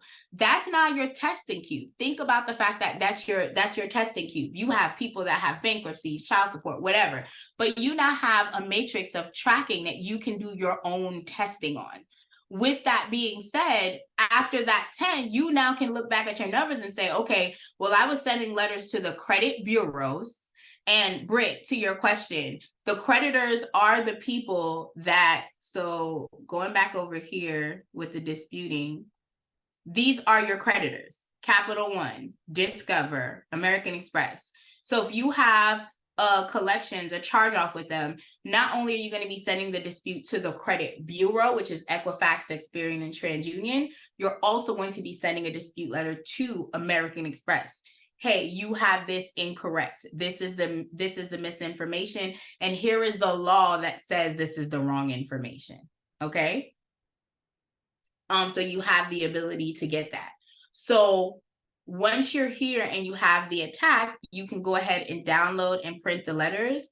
I will show you guys a letter, but this is somebody's business. Okay, so I can't show y'all somebody's business. But you have the ability to see what's on profile. So I know that someone else said that they sent letters out. And I want to talk about something really quickly that this program offers, which is static letters. So let's say you're dealing with a client and they did not get a response, or the response that they got back from the credit bureau was, hey, I see that it looks like you're working with a credit bureau or a credit repair company. First thing that I want to talk about is it is not illegal with you working with a credit repair company. It is not illegal. There's nowhere in the law that says that you cannot utilize someone at all. Now, Georgia has their own rules, but it's still not illegal to do credit repair, right? So if your client gets that, you can actually get this letter, click on this letter, and the letter cites the law. You seen that, Miss Pamela? They cite the actual law that says you can't do this. And you can literally copy the law, put it in Google, and see the verbiage that is being used. So you do not have to feel stranded, left out there like, oh my gosh, what do I do? How do I respond? If they reinserted something that they previously removed, you can click this letter. But most importantly, you don't move on to the next set of letters. So let's say you sent out round 1, right? In round 1, we did nerve attack super boost. You got back in the response from TransUnion, oh, it looks like you're working with a third-party company. We want to make sure you're safe. So they didn't do anything. You would literally come here and click on the stall letter. You'd put the date in here, and you can actually put the document in here if you're on Pro, so that the letter can completely print together with the original request that you had along with this stall letter together. And you mail that off for your client. All of these letters that are in the static field are free as long as you have money in your bucket. So as long as you can have 99 cents in the bucket, okay?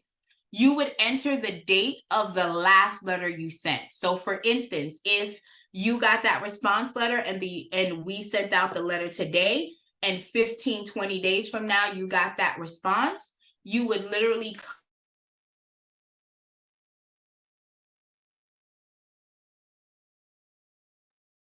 I'm sorry, can you guys hear me okay? Yeah, so you would come here and you'd put today's date in, because this is when you drafted the letter. And then that date, so whatever date you actually did the attack round is the date that would go in here for you. Does that make sense, Britt? Okay, and then you would respond. Sorry, can I come off mute? I'm sorry. Yeah, come on, honey, talk to me. So just to be sure, because they scared the hell out of me when I received the letter. So put the date of the first attack in that date box? You would put Or the the attack that applies. So I want to make sure that I'm clear. If it's the first attack that they denied you on, then that would be the date you use. But let's say it's the third attack, then you would use the date of the third attack letter that was generated. Does that make sense? Understood. Not, and so if I was doing it today, I wouldn't put today's date when sending the static letter. Gotcha. Okay. No. Thank you. Yep.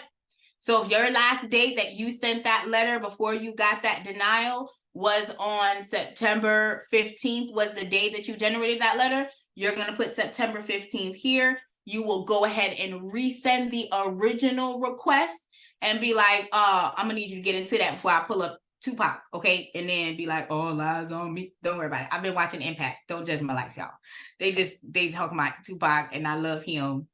I'm not Jada love him, but I love him. Not Jada, but you know. So static rounds are free. Personal information letters are free. Reinsertion letters. Method of verification. How did you verify this debt? Credit bureau. Blink, blink, blink. How'd you verify it, right? You did not respond to me. I have not gotten a letter from you. I have not seen an update from you. You need to respond to me. So all of these letters are free for you guys to come in here, utilize, leverage, and again, be a beast in these credit streets. Okay? So once you've completed that, you have the history tab, which again, you can see when the rounds were sent out. You can see the credit report when it was pulled in. You can see the scores if they adjust, if they change or move for the client, right? And then any invoices or notes. Notes are for the pro people, so I like to let y'all know. But yeah, that's basically you guys have now just completed your first round of attack. Can I just ask something to one your second last before you go, Sapphire? Britt had her hand up first, and then then you next. What's up, Britt? You ready? My question was, in the history, when you see them mailed out, especially like certified mail, if you see one that was received and then like maybe two that hadn't been received yet, how do you proceed? So great question. The mail is contingent on when the post office puts that information in. This is linked directly to the USPS service. If it's not updated, that does not mean it's not delivered. It just means that it may not have been scanned. So what I would do in that particular instance is I would check to follow up in that 35 days that I get a response, because it could be that they just put it in the box and they did not scan that certifier, which I do apologize. Does that happen? It has happened from time to time, because again, we're dealing with humans, okay, who make those decisions. So it is plausible, but all you would simply do is wait until it's time for you to pull and see if you've gotten responses.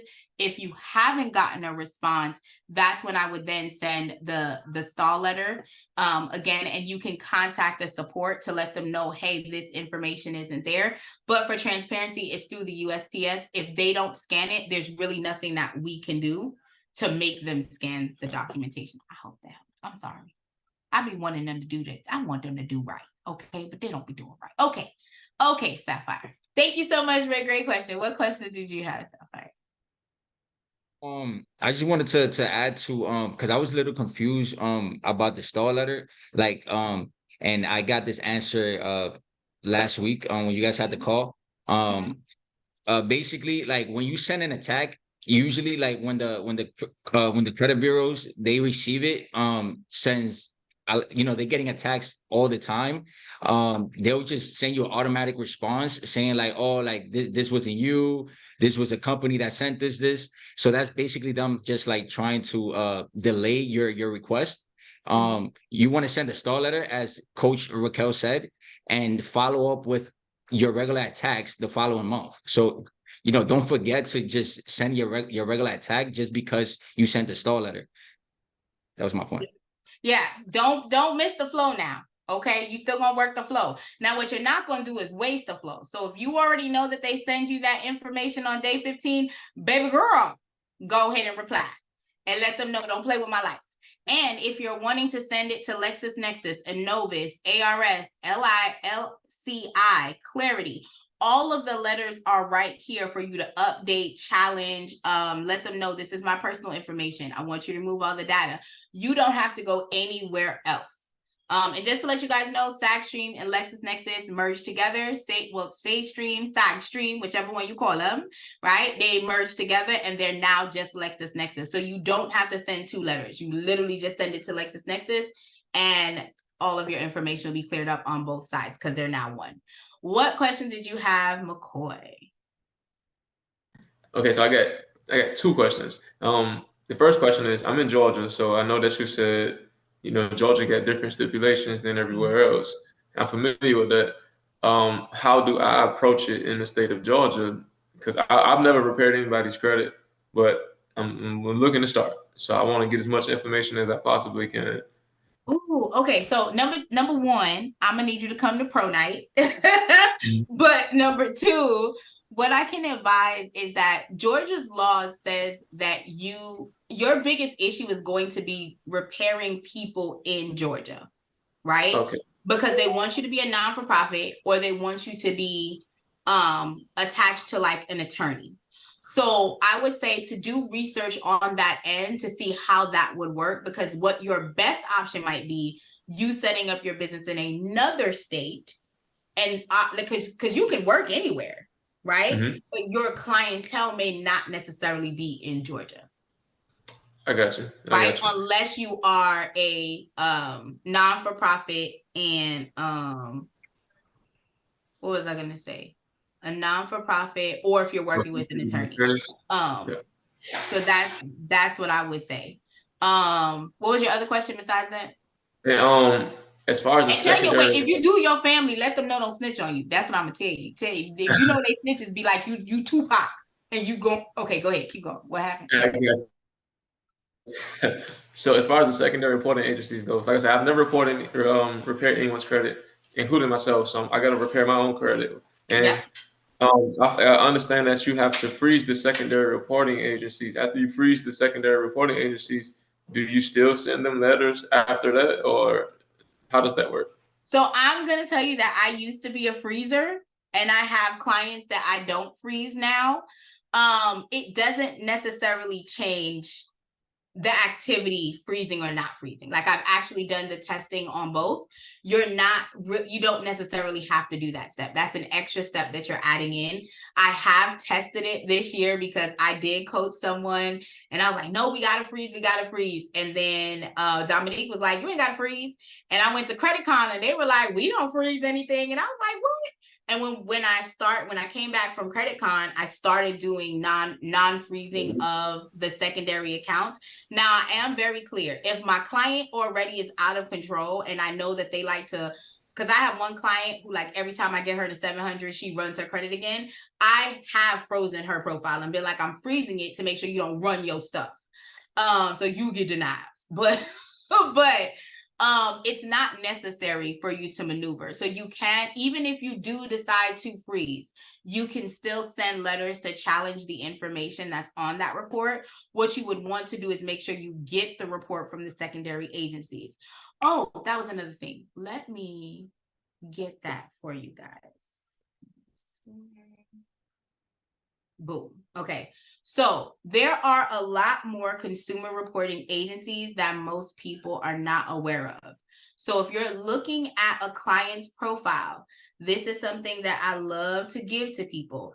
If you are looking at a client's profile and you're helping them with rental, you're helping them with bankruptcies, you need to know all the places that house that information so that you're able to more effectively help your client, right? So if you're here and you're looking, you can literally see that there are over 16 places. Well, rental shows up 16 times, but you can literally see the companies that do the rental information. So you can ask for the report for your client as well to these other locations if that's something that you decide to do later on. So this is just to kind of get an idea. You'll be able to go on here. You guys can save this site for you to see where all that information is. Because if you're disputing the secondary companies, you need to know what's on that report. So you have to request it. And there's more than just these. Now, these that are listed here are the most prevalent ones that normally are being used. Clarity is also owned by, I think Factor Trust is owned by TransUnion. I believe Clarity is too.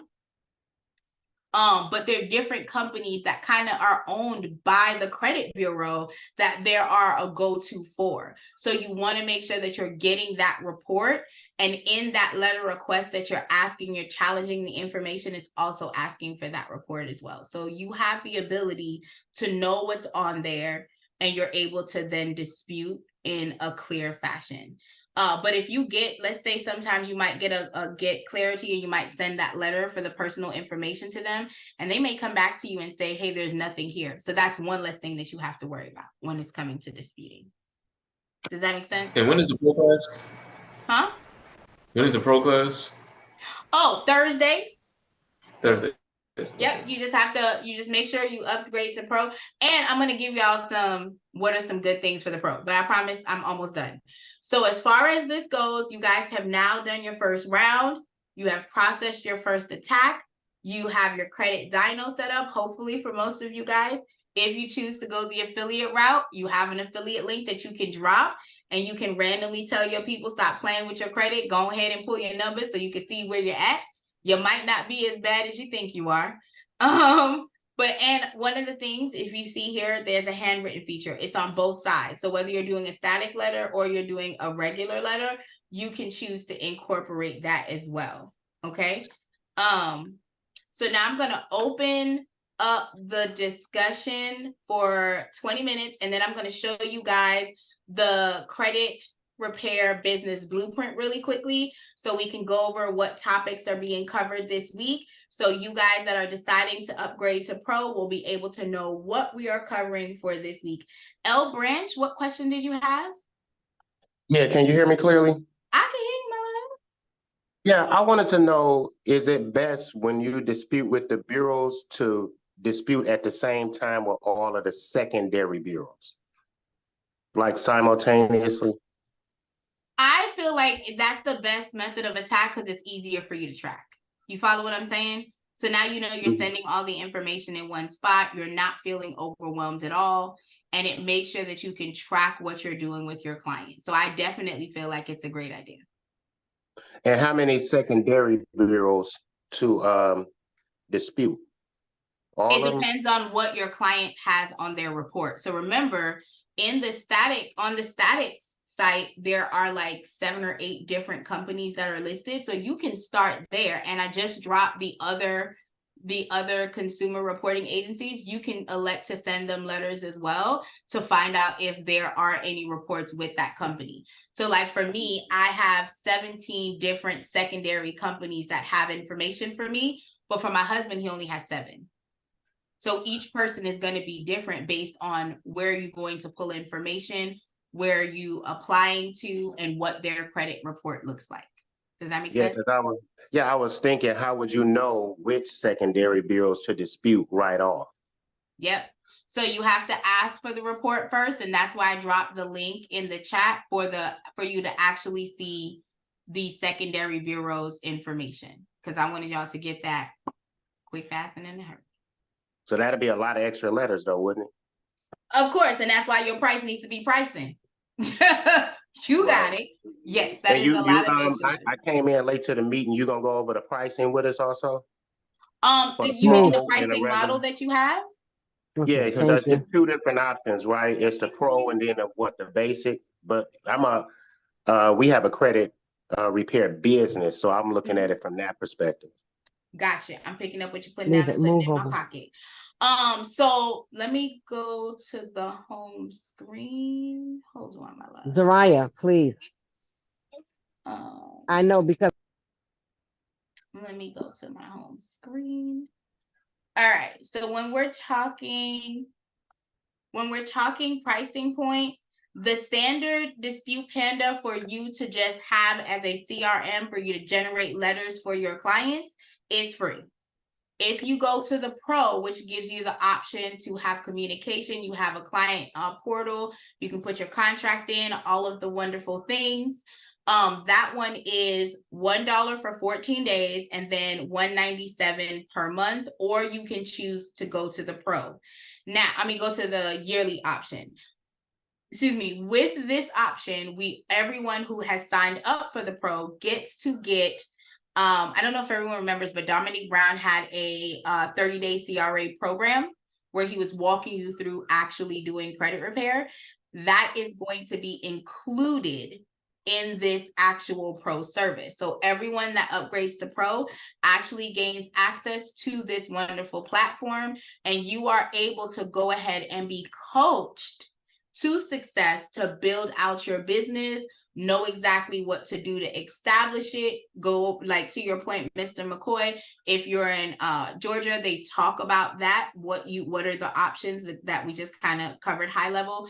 They go over that, and you're able to go through the actual course from the 30-day CRA. It's actually here. So it's now called the Credit Repair Business Blueprint, that is accessible for all pro users for the free 99. Okay. Hang on one second. So no worries at all, Ms. Hamilton. So this is what I wanted to take you guys through. But before we dive into this, I have some, you guys have 20 minutes to ask any questions. If it ends early, then I'll just jump into the pro. So I did see that Donnie said, I keep asking about charge-off so I can know of different scenarios. If they did a charge-off and sold the loan, how would you dispute that? And should you pay the company that bought the loan? So my process is, before I pay anything, you need to validate that the debt is actually yours. So I have a little bit of a different technique. If it's been sold to a third-party verifier, my number one thing that I'm going to look is see if that company is licensed to do business in my state. You can actually go to the state website and see if that company is licensed to do business in your state.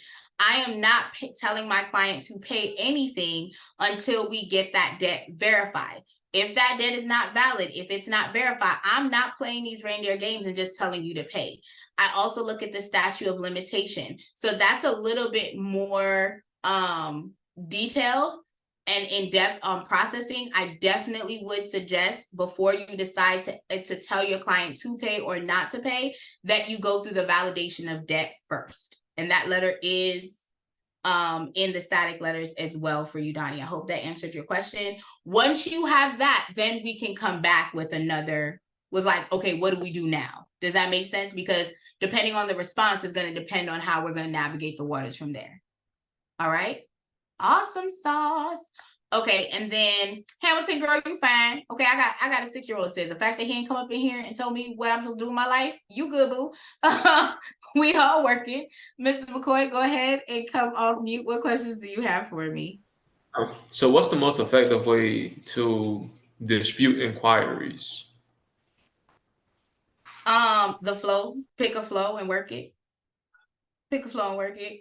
So again, if we're looking at an inquiry, the questions that I'm going to ask is, one, is that inquiry attached to an account on my credit report? If it's attached to an account on my credit report, I'm not touching it. Personally, I'm not touching it. And now I know a lot of people, realistically, that inquiry is really not hurting you after the first year. It's really not going to be impactful. But why am I touching a sleeping dog? I'm leaving it right there. If it is not attached to an actual file, I would select it like you saw me select the one main account that was there. I would select that there. And then once I select it, it will actually be generated in the dispute file as well. So you'll be able to go ahead and include it in the actual flow that you have. Oh, someone asked, is that 500 score really? No, that is not my information. That's actually a dummy file. Girl, I have been 500 since my divorce, honey. That ex-man took me through it, baby. But no, she is not at a 500 right now, honey. I'm actually at a 723, but don't tell my husband because I be lying and tell him he got to put everything in his name. Don't worry about it. But no, that's just the dummy file that we're using. Who do I need to send verification letters to? The original creditors, the company, or company who purchased the debt, the credit bureau. Okay, so that would depend on who the creditor is. So if you are dealing with the original debtor, you're still sending a verification of debt to the original debtor. If it has been sold, you're still selling it to the sold person, right? So it doesn't necessarily change. It depends on what's on your credit profile. So if on your credit profile, you only have original debtors on there, you're still sending the validation of debt letters to those original debtors. If you have a mixed, you're sending it to whoever's on file. I hope that made sense. Okay, I be trying to make some sense, y'all. Be trying to act like I know what I'm talking about. If the collection agency did not notify me but put on my credit report, what do I do? Hamilton, can you come off of mute? I want to make sure I'm understanding the question. Hi, good evening. Hey, my love. The collection agency I was never notified that I even had that debt was there. But I found it on my credit report. Okay. So here's my question. Do you owe them? I don't know who they are. Boom. So you're going to pick that letter in the flow and you're going to click that button and you're going to send the letter off. And you're going to also send a validation of that letter and you're going to be like, prove it. You have to remember that these letters are saying, prove it. I don't care if you sent me a notice or not. Prove it. Here's the laws. The law says that this is what needs to be done. And let me tell you, I've had some where they put it on the client's credit report. I go and send that debt validation letter to the actual creditor. I get it sent back to me because that's not the valid address. I take a copy of that and I send that over to the credit bureau because legally, if you're collecting debt from me or you're asking me to pay something, I need to be able to contact you. If that's not your valid address, how can I collect the debt? How can you collect the debt? How can you bill me? You're out of compliance. You are not operating in honor. So therefore, the law is on my side. So all you got to do is pick a flow, work the flow. Okay, thank you. My pleasure. I promise you, you're going to get what you need now. Okay, follow-up question was, hold on. Got it. What would be the next step if they keep verifying the debt? Okay, so if the debt is being verified, what round for iPhone user, what round are you in the process? If you can come off of mute. Because I think a lot of times while we're going through the process, we're like, oh, we want it to be fixed. Are you in round 1? Are you in round 6? Are you in round 10? Where are you in the process? Because you're supposed to be utilizing the actual flow along with the validation letter. So depending on where you are in the flow would depend on what you're utilizing. To be quite honest, I've had places, and when you said they keep on verifying the debt, are you saying that the creditor is verifying the debt or the credit bureau is verifying the debt? Have you sent verifying letters to the creditor as well? Or have you not? And just for transparency, if you guys are not using Credit Dyno, that option to send letters to the creditors is not there.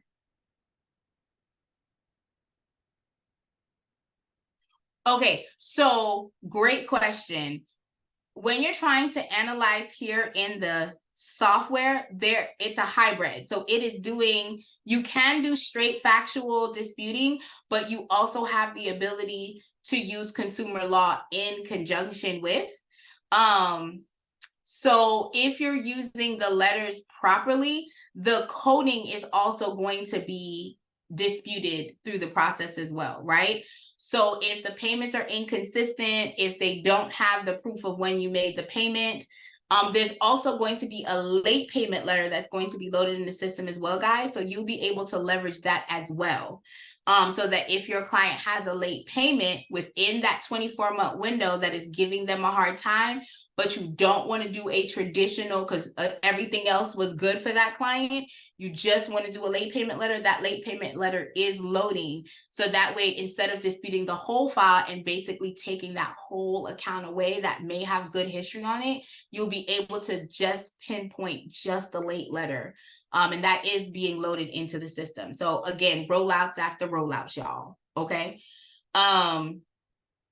McCoy, I think you had another question, and then I'm going to go to L Branch, and then I'm going to go into the CRBB. What question did you have? You already answered it. Oh, see, I be doing my job. Thank you.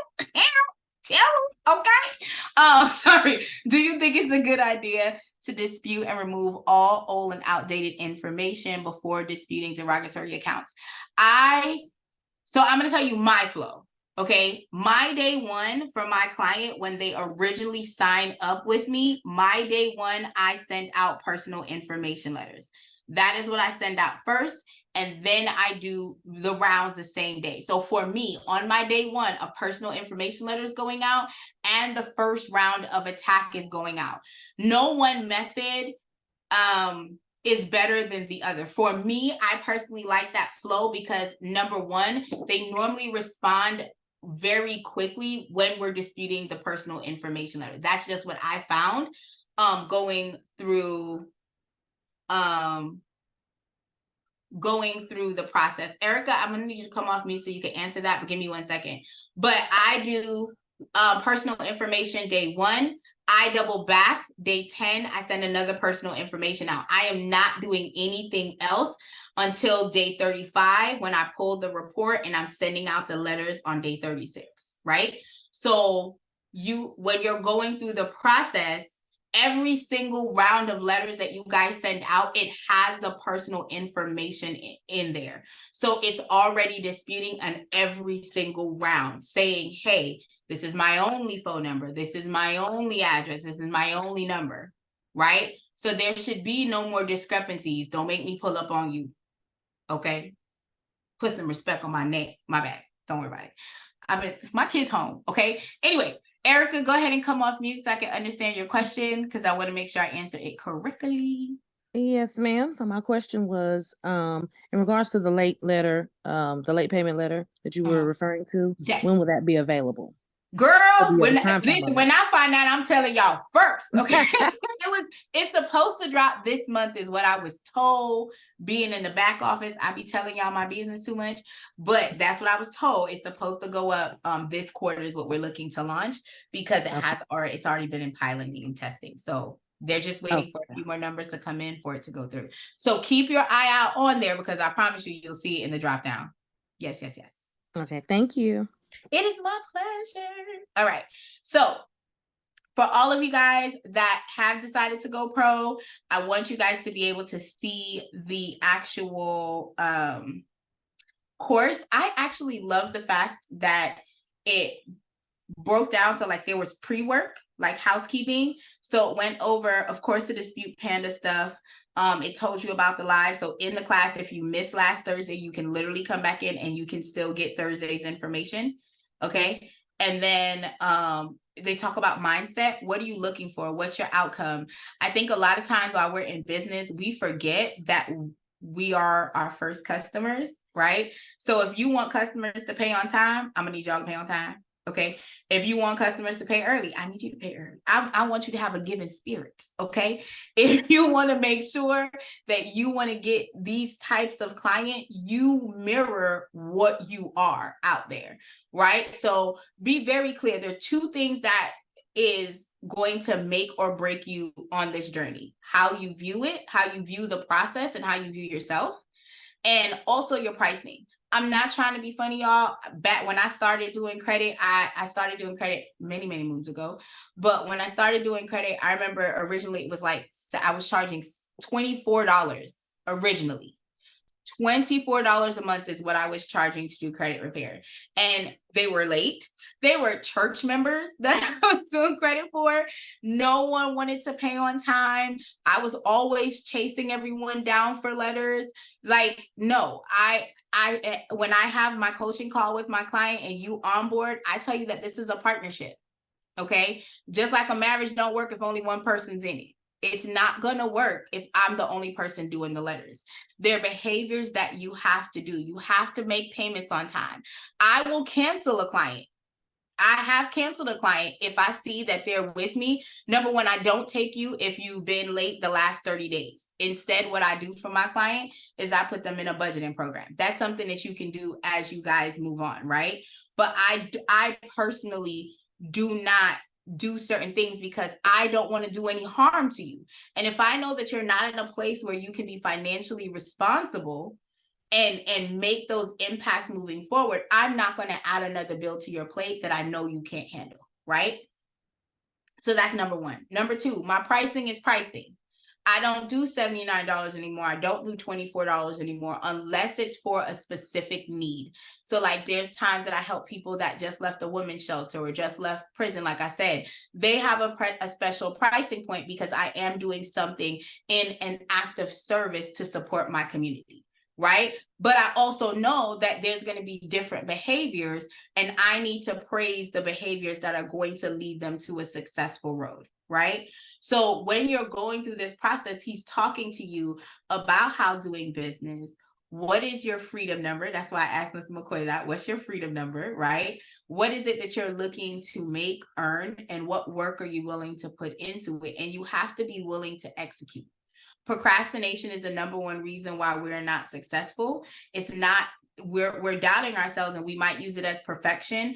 No, it's procrastination. And we don't, in this group, in this team, we're going to encourage you to do your best work because we know that you are here to make change.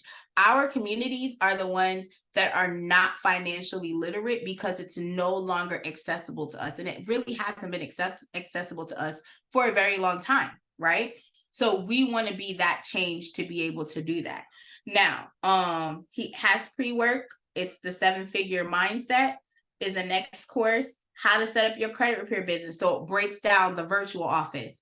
It breaks down your business entity. It breaks down getting your LLC.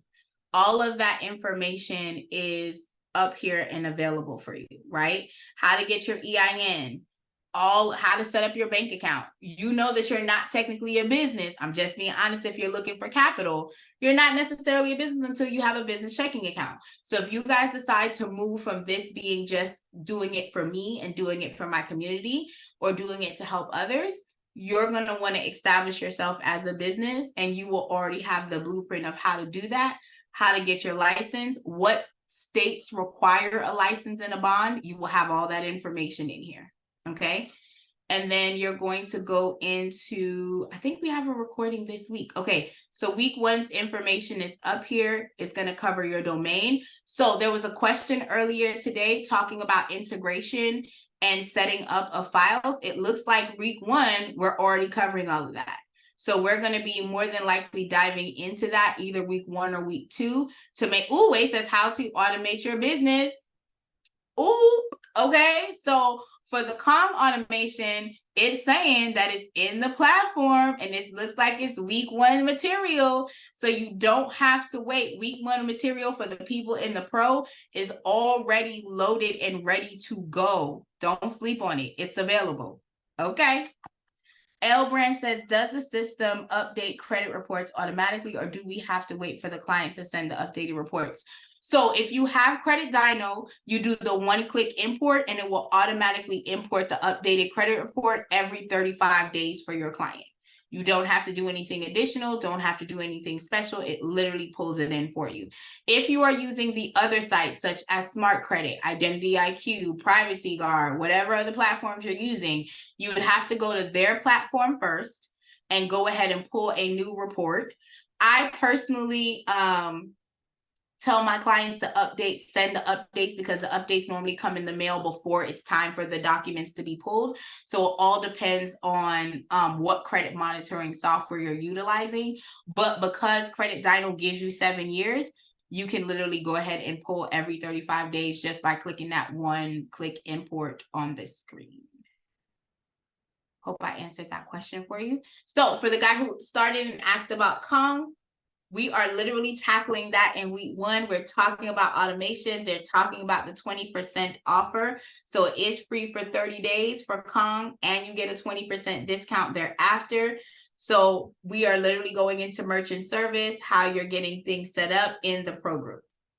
So yeah, this is completely epic, y'all. Like, I'm so thankful that you guys rock with me on a Monday. It is 10:19.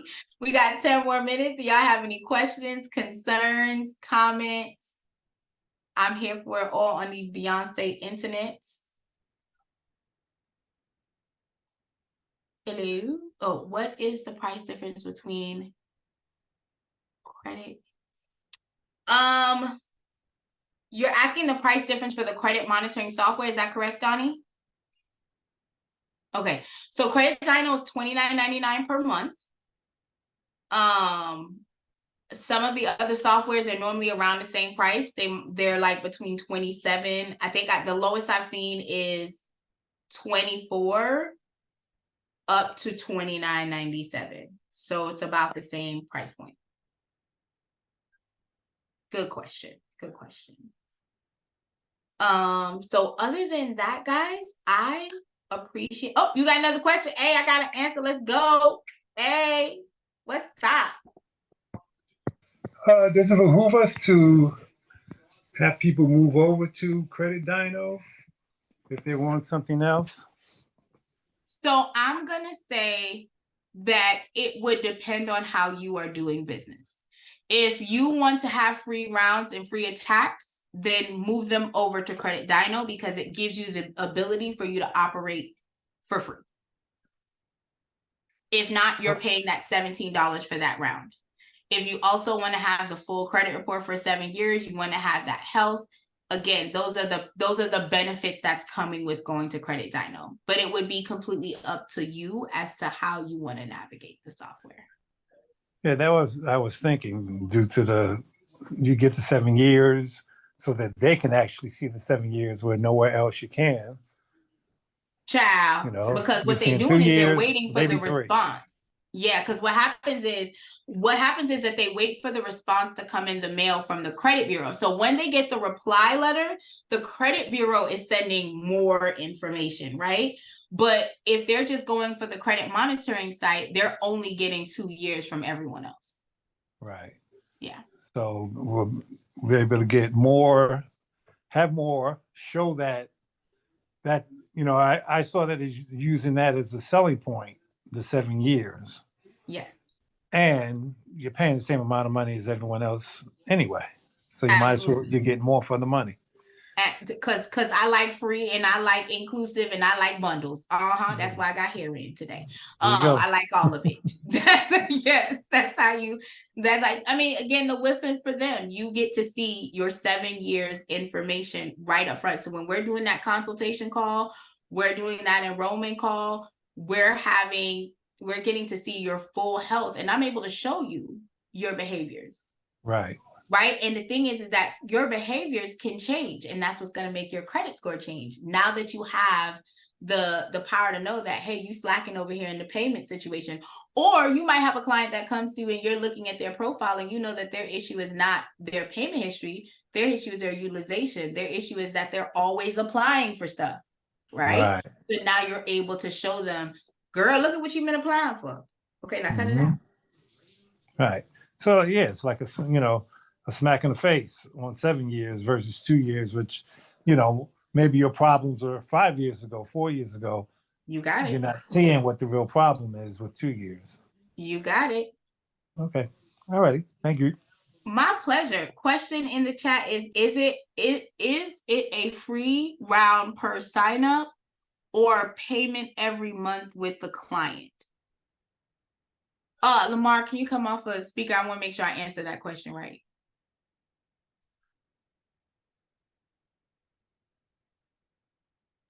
Because I want to, you with me? Did you come off of mute? Yeah, can you hear me? Oh, wait, come on, boo. Tell me the tea. What you asking? No, I was asking when you get the client to sign up for Credit Dyno, when they make the payment every month, you get a round every month, or is it for initially when they sign up, you get a free round? Nope, every month. Every 35 days, as long as they keep the credit monitoring, you get a free round. Okay, good.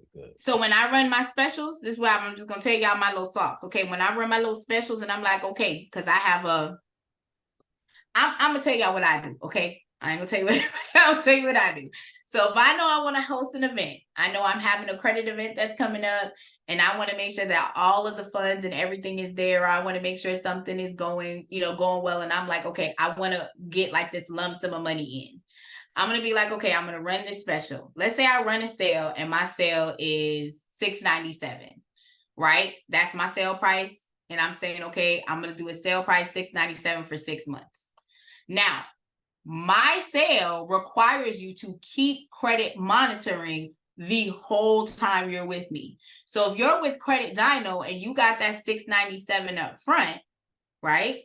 And then now they have the credit monitoring, you're disputing them for free. All you're worrying about is paying for the ink, the toner. You get what I'm saying? You already are making sure that you're operating in the black and not in the red, just from making sure that that's done. So whenever you're doing anything, if you're having that credit monitoring in tow, you're getting passive income because you're signing up with your affiliate link. So every month that they pay that $29.99, you get your cut. You get your cut and you get free disputing. It's a win-win. Makes sense?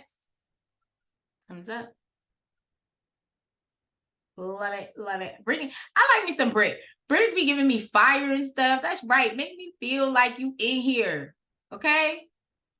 Thank you guys for showing your beautiful faces. It has been lovely talking with you guys. We got 5 minutes. Any questions? Any questions? Oh, come on now. I don't know why you put your hands up. Just go ahead. Come on, talk, Mr. McCoy. What you got for me? I don't mean to keep disturbing everybody, but so I am new to this course, and I am interested in purchasing the pro program. I'm just wondering at what point should I purchase the program, seeing as I don't have any clients and I'm primarily just going to be working on my own credit. So what I'm going to advise is this. If you're only working on yourself, you can come to the meetings here. We have them Mondays and Wednesdays, and we can have dialogue. You can bring your questions and we can definitely get into it. The question would be, is if you're looking to do this as a business, then shifting to the pro would make sense because you're able to get into the group that gives you the 30-day, the credit, the CRBB program. So you'll be able to know how to build your business from the ground up.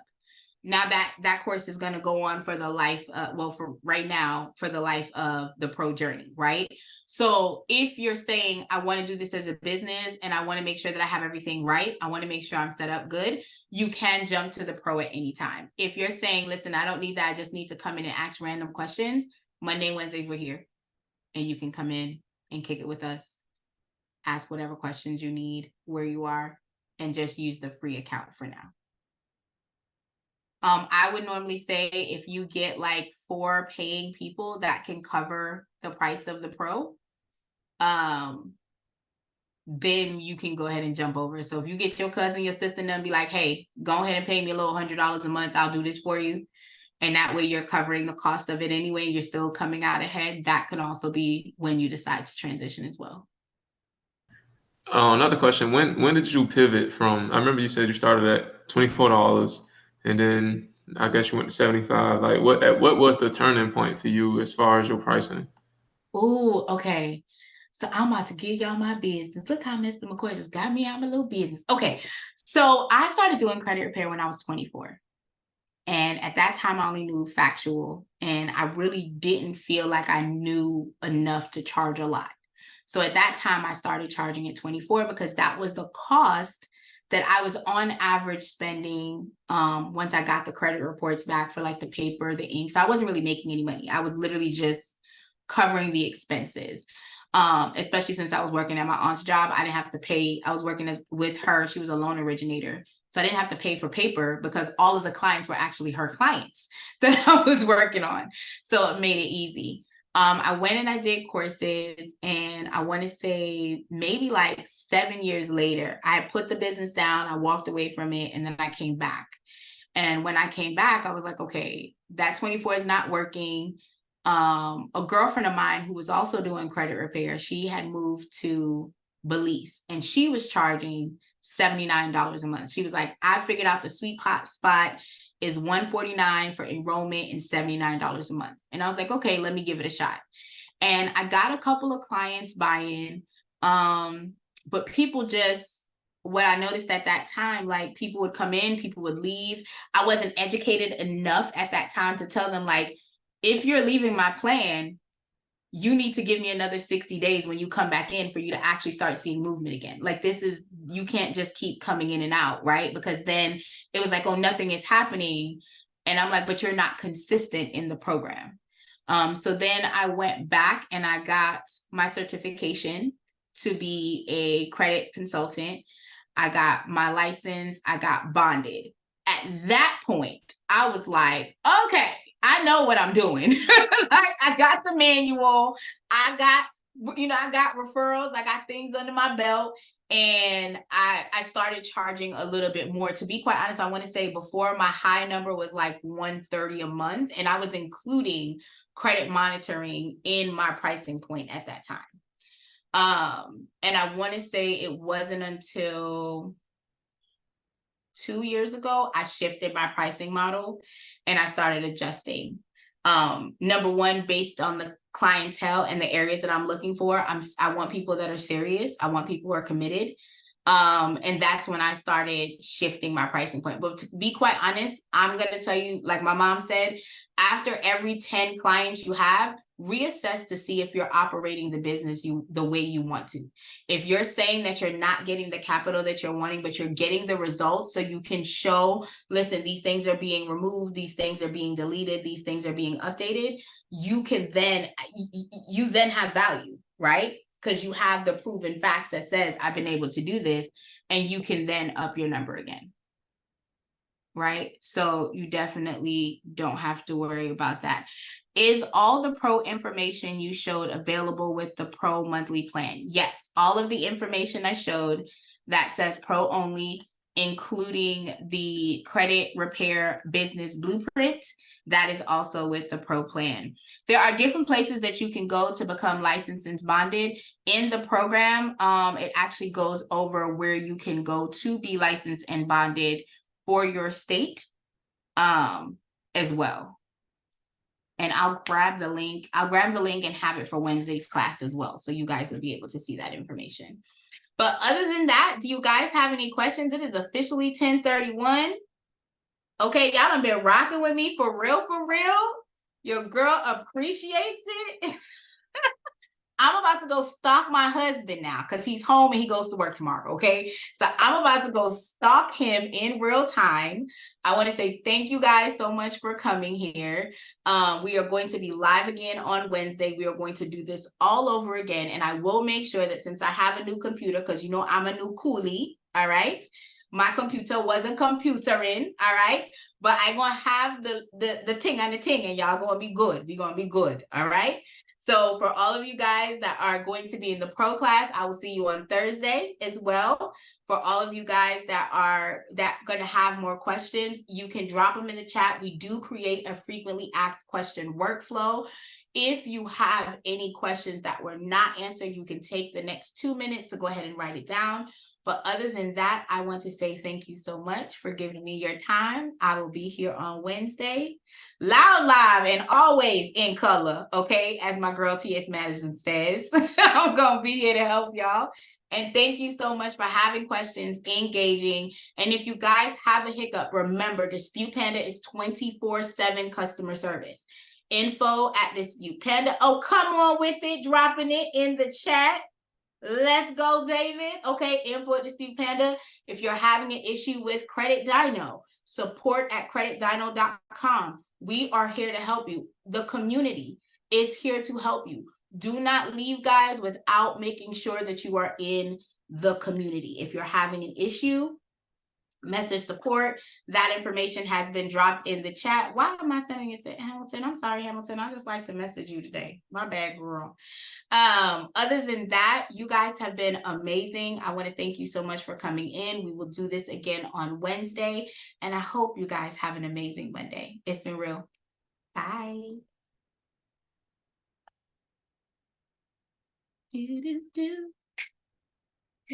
Babe.